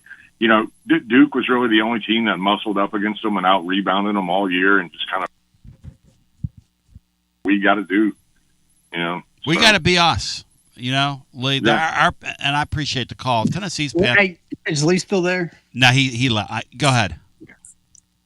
I was just going to ask him if he watched when Purdue beat them in the Big Ten tournament because Purdue only made 4 threes but killed them inside with 2s. And I was just curious how that happened. That seems interesting. I wish I had. I didn't watch that game. They got 2 point guards. Really, that either one of them could be the point guard. Yeah, I'm sure that helped. Because you got to be yourself, man. The Vols are not going to beat people from the perimeter. It's just not their game. But you were going to say, Brian, about Texas. Go ahead, Brian. The games where it took until like the under 11 minutes in the Texas-Purdue game before they had their first media timeout. Wow. It was close to 11 minutes to go in the first half. And they hadn't had one yet. You like it, Al? So they let them play early. You like it, Al? In the opening window tonight? I hate that Purdue. I hate Purdue's team. They're such dipshit. They get away with all the murder. The hook and hold and over the back on that tip in last night. This ain't physical, Baskerville. But every time you give them any physicality, they flop around. This ain't physical. Every damn time. I hate that. This is just verbal. I hope Arizona beats the shit. Oh, you can't say that about that's my boy right there. I hope Tobey Owaka lands a few elbows in that one. Shout out to my friends at Connexial, Knoxville's transportation logistics tech company. All right, the My 20 drive of the game tonight, Bri, was who did the drive of the game tonight, in your humble opinion? It's got to be Carey Steele and Slam. That's called to make it a 24-19 game. I think when that happened, I kind of thought this game might be over. Their goal is to help your fleet be more efficient, make drivers on our roads safer, take control of your fleet, improve your safety scores, make drivers happy, maximize your profitability. KONEXIAL.com. Congratulations to Jalen Carey, the Connexial drive of the game. You can check out their the link over at tclub.team. And speaking of keeping our roads safer, I want to thank our law enforcement folks in South Florida today for getting Tiger Woods off the roads so our roads can be safer. Shout out to my man Josh Collins and your Collins Insurance Agency. Hey, Matt, why would somebody as wealthy as Tiger Woods not have somebody to drive him around? He pays $100,000 to $200,000 a year for a driver that drives him around, Matt. Would you please explain that to me before we go back to our phones? I have no idea. Okay. How many accidents? It looked like he was in his neighborhood. How many lives That's ridiculous. does this guy need to risk because he's taking pills? No offense to him. He blew like a zero. He was out of his mind. He blew like a zero. I mean, how many times does this need to happen? This is 4 now. It's a 4 count. Was it King Kong Bundy? We going to go for 5? He never should have driven after he had that wreck that really almost died in. Yeah, absolutely. Out there He's in lucky California. to live through that And one. you know he was all lit up then. For him not to have a full-time driver is just ridiculous. It's lazy. It's hubris. It's arrogant. He's lucky he didn't kill somebody today. Shout out to my man Josh Collins, your Collins Insurance Agency. Here's the deal. Erie Insurance, guaranteed rate replacement coverage from Erie. You got no worries with Erie Insurance. You got no worries when you deal with Josh Collins and your Collins Insurance Agency. As we go back to our phones, as insurance agency is a very difficult thing to say at 2:33 Eastern Time, but who's counting? Shout out to Marcos Garza, the Garza Law Firm, online garzalaw.com. And we'll go back to our phones and get our next call in on a night where all calls are jammed. And Alex will tell you, this basketball team this year at times, that phone didn't ring. You know why? Because they pissed us all off. Hello and welcome. They're in the Elite Eight right now with a chance to go where no team has ever gone before. And a few wise men told me this year, these are always the teams that go the furthest, the teams that aggravate the hell out of you. Hello and welcome in. You're on Garza Law, Tennessee Basketball Overtime. Hi. Tony, this is Barry from West Hills and Big Meaty from Hardin Valley, and I know you're going to cut me off in 30 seconds for another callback, but I've just got one thing to say. We're looking past Michigan. We're already past Michigan. I want Tobe Awaka on a pike, and then I want Duke on a pike. Matt Dixon, and that's it. Did you say you had something in your? Did you say you had something in your pipe, or on a pike? Because if you were to tell me you had something in your pipe right now, I would believe you have something in your pipe. The previous caller presented by our friends at Dos Equis, Cervezas Mexicanas, White Plains, New York, 2026. You got to believe it to try it. The choices of hops. Smooth, clean finish. That is unbelievable. Shout out to our friends at Dos Equis supporting us all year long through 3 post-game seasons. We love you, Dos Equis. Cervezas Mexicanas, 2026. Cervezas Mexicanas, White Plains, New York. Hello, welcome in. You're on the air. Well, hey, Tony. This is Brian in beautiful Townsend, a.k.a. Keith Hatfield's mouth-breathing friend. You called me that on the air one time. After I hung out with you guys at Calhouns. What an honor that is, man. But I wanted to give a shout out to him, man. I kind of hate that he hasn't really gotten, he didn't get to stay the last couple of years. He's been, he waited his whole life for us to be this good at basketball. But yep, and he really believed in the Barnes hire, Bri, didn't he? Keith did. He did, and I kind of thought at the time, considering who was doing the hiring and all that, I thought it was a coup. Like I thought we were going to get Bud Peterson 2.0. But kudos to Hat and kudos to Rick Barnes. But yeah, I guess what I was going to get. I'm 46 years old, Tony. I don't consider myself an old guy, but I was a grown ass man with a full-time job, Tony, at a time when we never made one of these things, and here we have now 3 in a row. And I hope people just enjoy it for what it is, because 20-year-old me never thought we would ever suck at football. So enjoy it while it's here, man. And then the other thing I want to say, and this is I know we've talked about this all year, and it's this Barnes ball sometimes makes you want to put your eyes out. But the other hand, I kind of also, people love to watch teams run up and down and shoot the threes and score 100 points and all that. But man, sometimes I love watching us take somebody's lunch money and stuff them in a locker.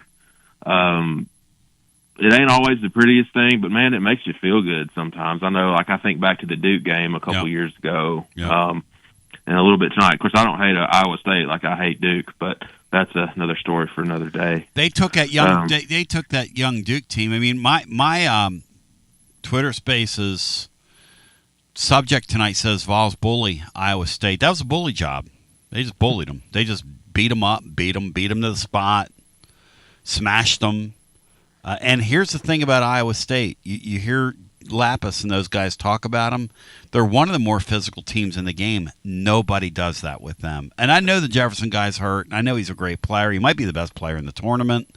But still, just in terms of college basketball players, that's just a wonderful job by Tennessee all the way around tonight. A remarkable job. I feel like we're a little bit maybe like preparing for a wishbone team. Like nobody really does what we do. And then, like Ohio State, they bullied Kentucky right into the tunnel. Yeah. But we didn't back down from that, And so they were probably like, at some point during that game, they were probably like, man, usually the other team taps out on us before this point, and these guys hadn't done it, and we don't know what to do now. The difference between Kentucky and Tennessee, though, is Kentucky let them have open shots and let that European by way of Wisconsin, that Wisconsin European, they let him catch and shoot. By the way, I'm still pissed off we lost to that piece of shit Kentucky team twice, but I'm not going to bring that up tonight. Thank you. I appreciate the call. Thank you. You're Keith Hatfield's friend. You gotta wave that banner. I mean, that pissed Keith off to no end, losing to those guys. One of his best lines is when he came on here one night and said, I had to sit there and watch the Real Housewives of Middlesboro break out tonight over at Thompson Bowling. Do you guys remember that, Matt, when he had that line about the Real Housewives of Middlesboro? Absolutely. It was Lonnie Tyndall's year. He absolutely hated that Kentucky bunch with a passion, which is the funniest thing ever.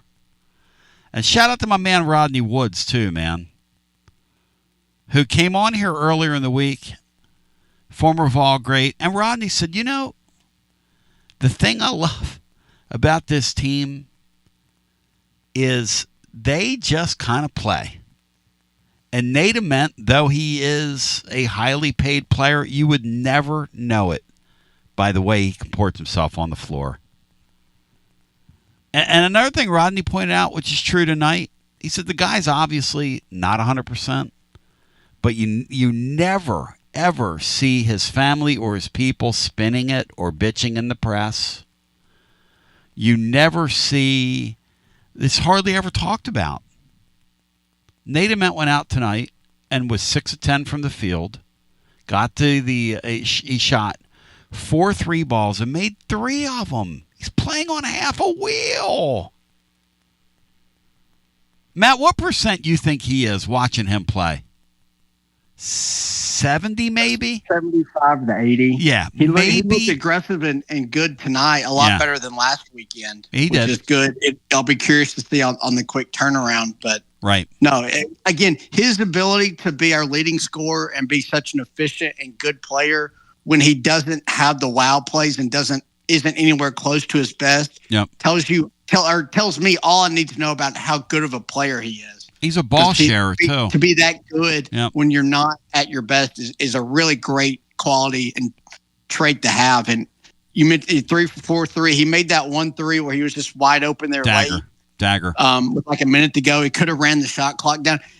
Going back to something Alex said earlier about the team playing aggressive and playing loose. Mm-hmm. You remember the Julian Phillips at Vandy that year where he had a wide open dunk that would have essentially clinched the game, but he didn't take it to kind of dribble the clock out. We wound up losing. Like Ament takes this shot tonight and just swishes it, like has no fear. Like it's just the way that Barnes has totally changed as a coach and gotten so much. Like he's such a better coach now than he was when he was at Texas. And you can say the same about Pearl at Auburn. Like they both became better coaches later in their career, which is a great thing about them. But Barnes, you see he's kind of loose now and his teams play looser. And it's such a fun thing to see that he's kind of learned from some of this stuff. And there's always going to be the stuff that nags you about defense first. But his teams are playing loose and free for the first time in clutch games that the Grant and Admiral team didn't do that. Some of his earlier Tennessee teams, they just would tense up in big moments. And this team is just going for it. And it's just so cool to see. I'll tell you a funny thing about going for it, because I'm telling you, this offseason, they're going for it. They're going to do what Michigan's done. Just look at that template. And, again, if they get a quarter of the guys they're involved with, they're going to have a hell of a team next year. They're adding scoring. See, he's evolving. One of the guys are involved with this kid from Belmont. He can't play a lick of defense. He can shoot the damn lights out, though. He can't guard anybody. like anybody. But he's a hard take for the Vols if they can get him. Now they're going to have to fight Duke for him, but he's a hard take for him. Let's go back to our phones. 865-200-5402. Hello and welcome in. You're on the air. Tony, it's Nick in Amarillo. How you doing, buddy? Hey, Nick in Amarillo. Welcome in, my friend. Oh, man, if you did a BAC, I'd be way above a .20, my friend. We're there. We're going to do this. Hey, unlike Tiger Woods, brother, you're not going to get your car tonight, which I appreciate. That dude, like, what's he doing? What the hell, man? He has so much money. Get a ride, my friend. Like, I mean, you call a damn Uber. I mean, can we call Tiger? Can we call an Uber? It's not that difficult. Yeah, it can't be that difficult. Right. Yeah. What I looked at it, like 700 million is the net worth. Like, you can't get even like wow. You don't even weirdos. Like, you get younger girls. You can get a younger person. Stop. Like, weirdos. Wow. Stop driving. That's crazy. $700 million.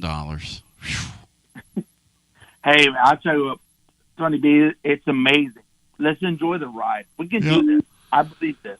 This team can do it. Yeah. Hey, why not? Why not? Why not? Why not now? These guys can. You miss a shot, go rebound. These guys can do it, and that's what's the best part of this team. It's fun watching this team. It sucks. They're frustrating, but that's like part of a relationship. Yep. It's every part of a relationship. You never know. Yes. And this is what this team is about. It's a journey. These guys are an acquired. These guys are an acquired taste. Because if most people listen, now there are a few magical thinkers out there that think you're going to win every game, and okay, that's fine. I'm not talking to you, the magical thinkers. Most of us with a brain, though, when we watch these sports, did not think we'd be here tonight. No. I'm with you. If we're going to keep it 100 here. And in fact, most of us, if we're honest about it, would say this team made us mad this year and makes us crazy to watch them. Oh, maybe I do divorces for my living as an attorney. Yeah. This is like a bad divorce. It's crazy, but we're doing this. We're going to make this happen. In the end, the kids will be fine. We're going to do well. I believe in this team. It's fun. It's a fun ride. We can do this. What these guys do, and I get so frustrated because, like, what are you doing at the end of these games? Or like, why would you make that pass? Yeah. But then they do it. They keep on moving forward, and then when they get the best part is like when they get behind by one, I'm like, oh my gosh, the wheels are about to fall off. And then we keep pushing forward. To Matt's point, tonight, when that game got to 8, there was a little path there, Matt, for Iowa State. We did the thing, Matt, with the 3 possessions where we didn't even get a shot up. We kept turning the ball over and kept putting them on the line. And, Matt, they kept missing their foul shots. Like, they wouldn't even let us help them get back in the game. It was so great. It was just classic tonight.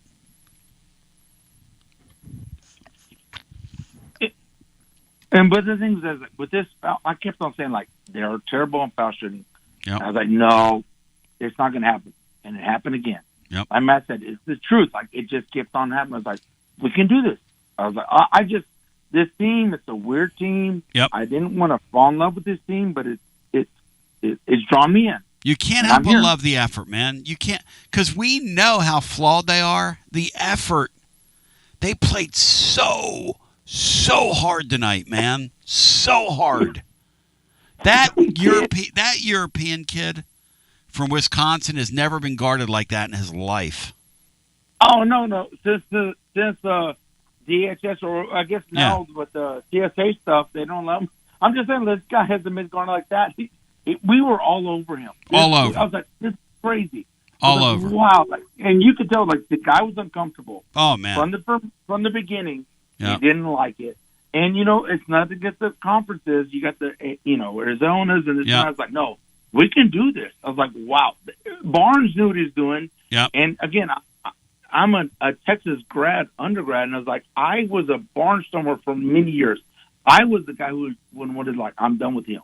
Really? So now, hey, I'm back. I'm like, this guy can do it. So were you a Texas fan, and now you're following the Vols because of him? Well, yeah, because I went to school there, and then my daughter went to Tennessee. Oh, yes. So because my because daughter. your accent is so cool, Nick. Are you originally from Texas? I am. Yeah, your accent is sir. so great, man. Yes, sir. I'm from Graham, Texas. I'm wow, small town kid. Yeah, you could read the phone book to me, brother. You're awesome, man. Your accent's awesome. I appreciate it. So my daughter went to Tennessee and then UT Singer. So that's what drew me to you guys is because I love sports. And she, God bless her soul, she would just sing at the game. Nice. For the UT Singer. And then I was just like, I'm a lover of sports. So that's what drew me in the sports, like the Tennessee.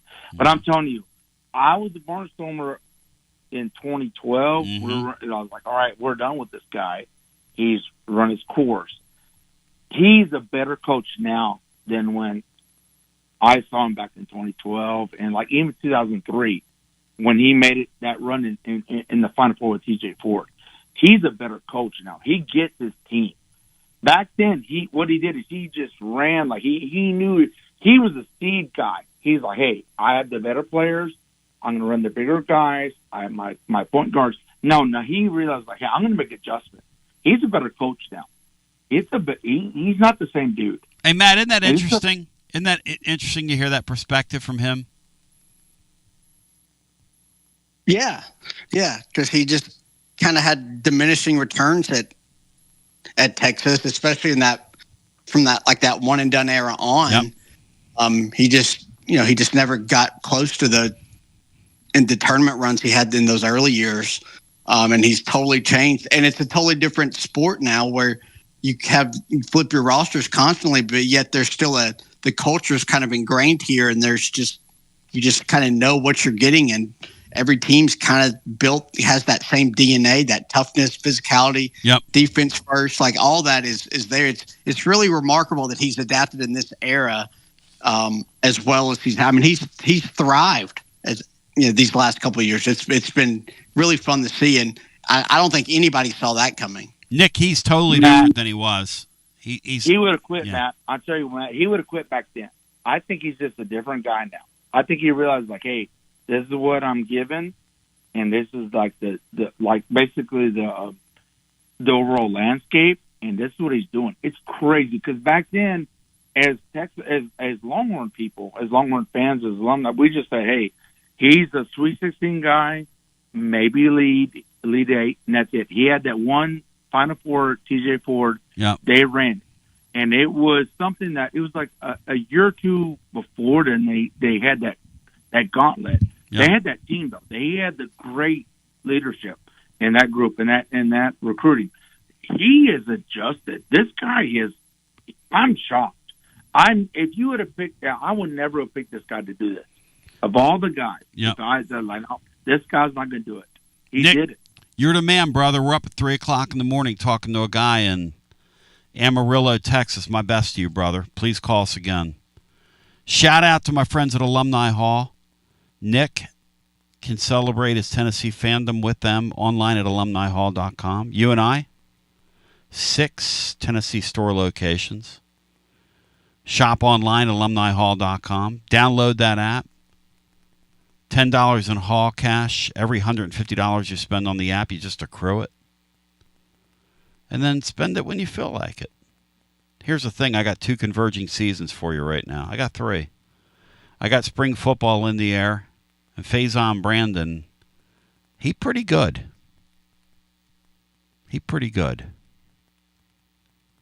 I've got Tennessee baseball in the air. Vols got to hit the baseball. And shout out to this basketball team in the Elite Eight, and my friends at Alumni Hall be commemorating that. Tennessee doing things you put on T-shirts now. Let's win a whole regional. How about some Final Four apparel? I can promise you this. By the time night falls Sunday, Vols get to the Final Four, Alumni Hall will meet the moment. I can promise you that. Promise you. promise you that. The ultimate Vols shopping experience, Alumni Hall. And may I shout out my friends at Performance Medicine, Dr. Rogers and crew, online at performancemedicine.net. They will take incredible care of you. Check out their YouTube channel. They want you to be like me, which is, hey, do I have the allergies things around? Yeah, I mean, my nose is bigger than yours. Am I on at 3 o'clock in the morning making it happen? Yes. Yes. Do I feel great right now? I feel pretty good, yeah. Are the Vols going through on Sunday? Gee, I hope so. Man, I hope so. When you get this close, Matt, it's a really weird feeling because you always think it's like this mythical feeling we're never going to get there, right? It's how you start feeling and you start believing that. We're 40 minutes away, Brian Hartman. Does that register in your alleged mind, Brian, that we're 40 minutes away, Brian? 40 minutes away.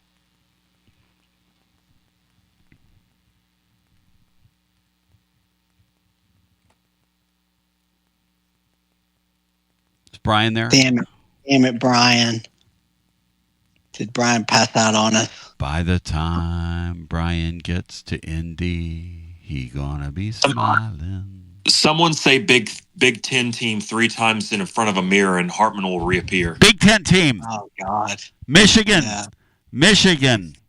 Big Ten team. May. Purdue. Michigan. Or a bowl game before Christmas. Bowl game before Christmas. Poor Brian. By the time, and I'm mad I set him up too, for that. We're 40 minutes away. We're 40 freaking Alex, all year we talk about it. All summer we sweat over it. We're 40 minutes away of basketball. It'll come on at 2:15 on Sunday, and by 4:30 we could be on our way to where no Tennessee basketball fans ever gone before. Nobody in the history of this planet that's worn orange down through the years. I want you to think about that now. Because by the time Brian gets to Indianapolis, he might wake up. How about him conking out, Matt? It is 3 o'clock in the morning. Matt, are you using a stimulant right now? Are you high on life? I don't think Jack Daniels is a stimulant, Tone, but I'm pretty high on the Vols right now. Back to our phones we go. Hello and welcome in. You're on the air. Tony B, Vincent Vegas, Nashville. How there you he doing, is. Buddy? He called the shot last week. I sure did, didn't I? You sure did. I told you that getting to that 6th seed was going to put us in the Elite 8, right? Mm-hmm. Now, Michigan is a different story. By the time Vincent in Vegas gets to Michigan, he ain't going to be smiling. Yeah, But you know what, Tony? Never know, do you? Never. That's why we play the game, brother. I was in the stadium in Indianapolis when we were the last 11 in and lost to them when there was no foul called. Yep. That was Michigan State, though, wasn't it? That was 2009. That was Michigan State. No, when we were the last 11 in. Oh, you're right. The Conzo Martin team that started. How quickly I forget, man. Friday night game. You're right. Good job, dude. But that was in the. I was sitting on the third row. I was sitting on the 3rd row. Matt, that was in Sweet 16, though, right? Not Elite 8. Right, Matt? No, it was Sweet 16, Tony. Yeah, it was this round. Yeah. And then we lost to them a couple times since when we should have beat them. Yeah, total job. We got job that night. We got job on Jarnell Stokes. Yeah, there was no respect on Konzo's name like there is Rick Barnes' name. Now, what I would like to say to you, whether we win or lose on Sunday, Tony B, is this guy's the greatest coach that Tennessee has ever seen. No question. Because when you go to 3 straight Elite Eights. How do you Eights, take this team to an Elite Eight? You got me, brother. I mean, this team's got more flaws than I do, and that's a lot of flaws, sir, Chief. Tony, I got more flaws than you do. Wow. Now I do have a serious question for you, though. Hit it. If Ament goes off on Sunday, yes, he's the best player on the floor. If he's healthy, yeah, potentially, yeah. You're right. Yes, he would be. Mm-hmm. He's the best player on the floor. Now, the second question I have for you is everybody is all about Michigan's size. Well, we have a little bit of size, too. What Michigan has, though, that we don't have, they can hit the 3 ball from just about every position on the floor. You just got to hope they're missing shots, Vinny. That's the key Sunday. The key is we drag them into the mud. We wear them out. We get a whistle where we can hang our bodies on them, beat on them a little bit so that late in the game they're missing shots. If that happens, the Vols can go to the Final Four. We need a loose whistle. Do you not agree? No question. Because if they blow it tightly, we need Big Ten whistle. Yeah. A loose whistle. Because if they blow a tight whistle like they did in the second half, we'll be in big trouble in that game. Oh yeah, no question about it. Yeah. But I will tell you this: for him to take this team, it's incredible coaching, to the Elite Eight is maybe the most incredible coaching job that's ever been done. I bet it's his best. It's his best coaching job since he's been here. I know that. It might be his best coaching job ever. I guarantee you, in his heart of hearts, because when you play like they've played this year with a black hole at 2 guard, and no offense to the guys that have tried to do it, but when you get this far with a team that flawed, plus they're not the smart. These guys aren't the sharpest tools in the shed either, like the way some of the things they do in games. And here they are. They're sitting right here. And Ament was turning it over level. Ament's right in there with them. No, you're exactly right. How the hell did we win turning it over 15 times and win by 14? We beat the dog shit out of them. That's how they were every so loose tired. Ball. We every loose ball, Matt.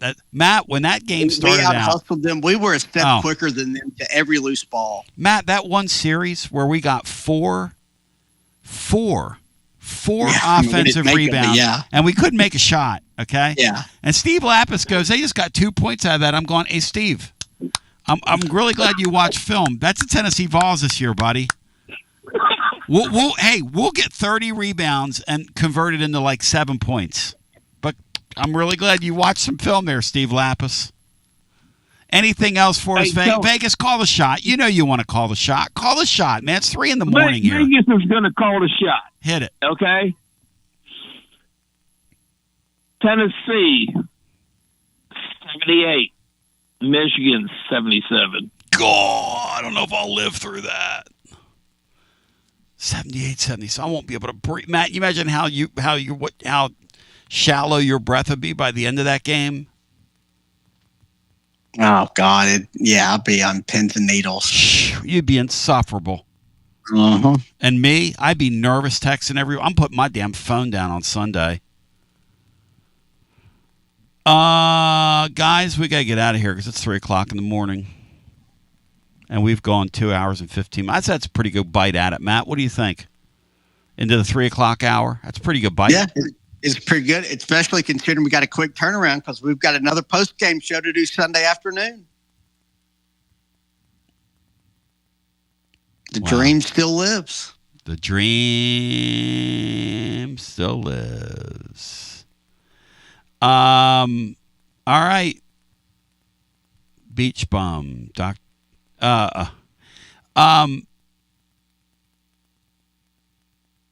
Brian Hartman, your final thought of the night?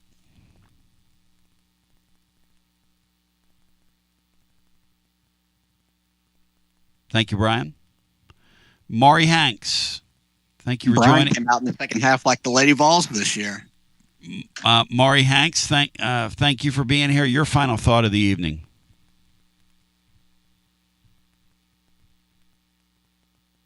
Maury, thank you for your help and whatnot. Matt Diskin. Just another great performance.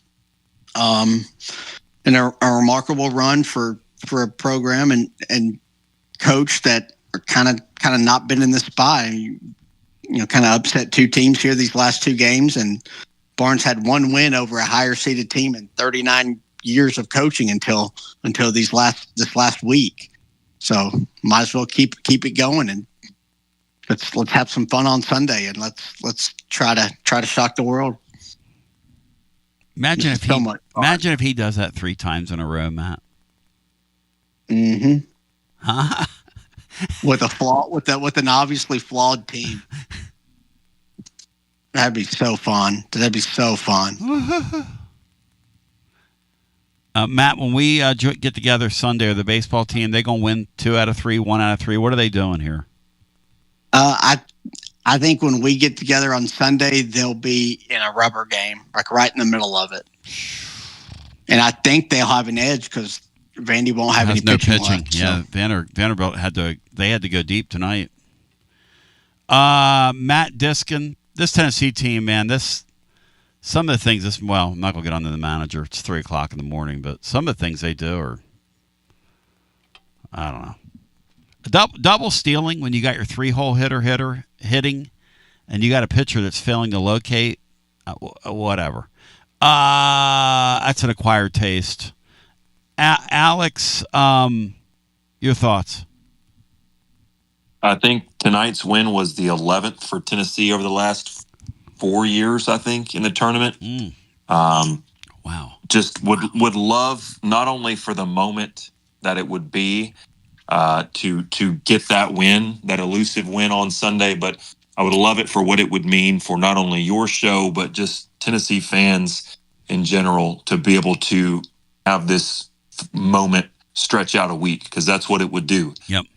It would stretch out a full week. So would love for that to happen, but I'm not going to get caught up in that right now. I'm going to enjoy tomorrow watching games, knowing that my favorite team's still alive. Yeah. Just a tremendous moment. And what's the old saying from The Office? You wish you knew when you were in the good old days when you were still in them. And I think I'm going to take a moment to reflect tomorrow and just realize, as someone who's kind of always cheered and been a little bit more passionate about Tennessee basketball, even than Tennessee football, we're in the good old days right now. And this has just been an incredible moment, incredible run we're on right now. Who'd have thunk it? But I'm not giving it back. So Tony, Matt, Brian, thanks for letting me be a part of this. Yeah, and jump in with us on Sunday. And Maury and Brian will both be back with us, God willing, on Brian. Matt. I mean, I don't know. Do we know? Do we have a proof of life on Brian? What happened there? Any idea, Matt? Do we know? Oh, I don't know. Brian's got to be a little bit more disciplined. Got to be able to stay up late for these big wins. He needs a little something. Needs some T3. Yeah, he needs a little something. He needs an enhancer or two. Thank you, guys. Thank you, Matt. Appreciate you. Thank you to all my wonderful sponsors. The great Marcos Garza. Those are the folks that make this thing possible. And really, my final thought is, this is the greatest annual sporting event in our country. It's just a celebration of hoops, celebration of community. It's the pageantry. It's the joy. And we are, for the third consecutive year, in a spot to play for a position that no Tennessee basketball fan has ever gone to. It's pretty amazing. And I appreciate it. And it's on that note that I want to thank you. I want to wish you a happy Saturday. We'll see you tomorrow. God, it's already Saturday. We'll see you tomorrow. Be there. Enjoy the basketball. And we'll talk to you tomorrow, Sunday afternoon, as soon as this game ends. And then Will Heflin will have, I guess, the baseball post-game after we're done. I guess that's what we'll do. But until we meet again, thank you. Hope you have a great one. And Tiger Woods, please, please, please, please, please, get a designated driver. We love you. God bless. G to the B to the O. And how about it? How about one mo? G to the B to the O. And let's win us one mo. And Sunday, we're celebrating the Volunteers into the Final Four. Appreciate you. Peace. GBO. 8 appearances. Can you believe this? 40 minutes away from parts unknown. 40 minutes away. Tennessee wins 76-62. They're in tears. The Iowa State fans came, they saw, and they got conquered by a Tennessee team. It just would not be denied. Good evening, good morning, and hello wherever you may be around the world. Tony Basilio at your service as Tennessee wins 76-62, a night that absolutely belongs to Tennessee's front court and to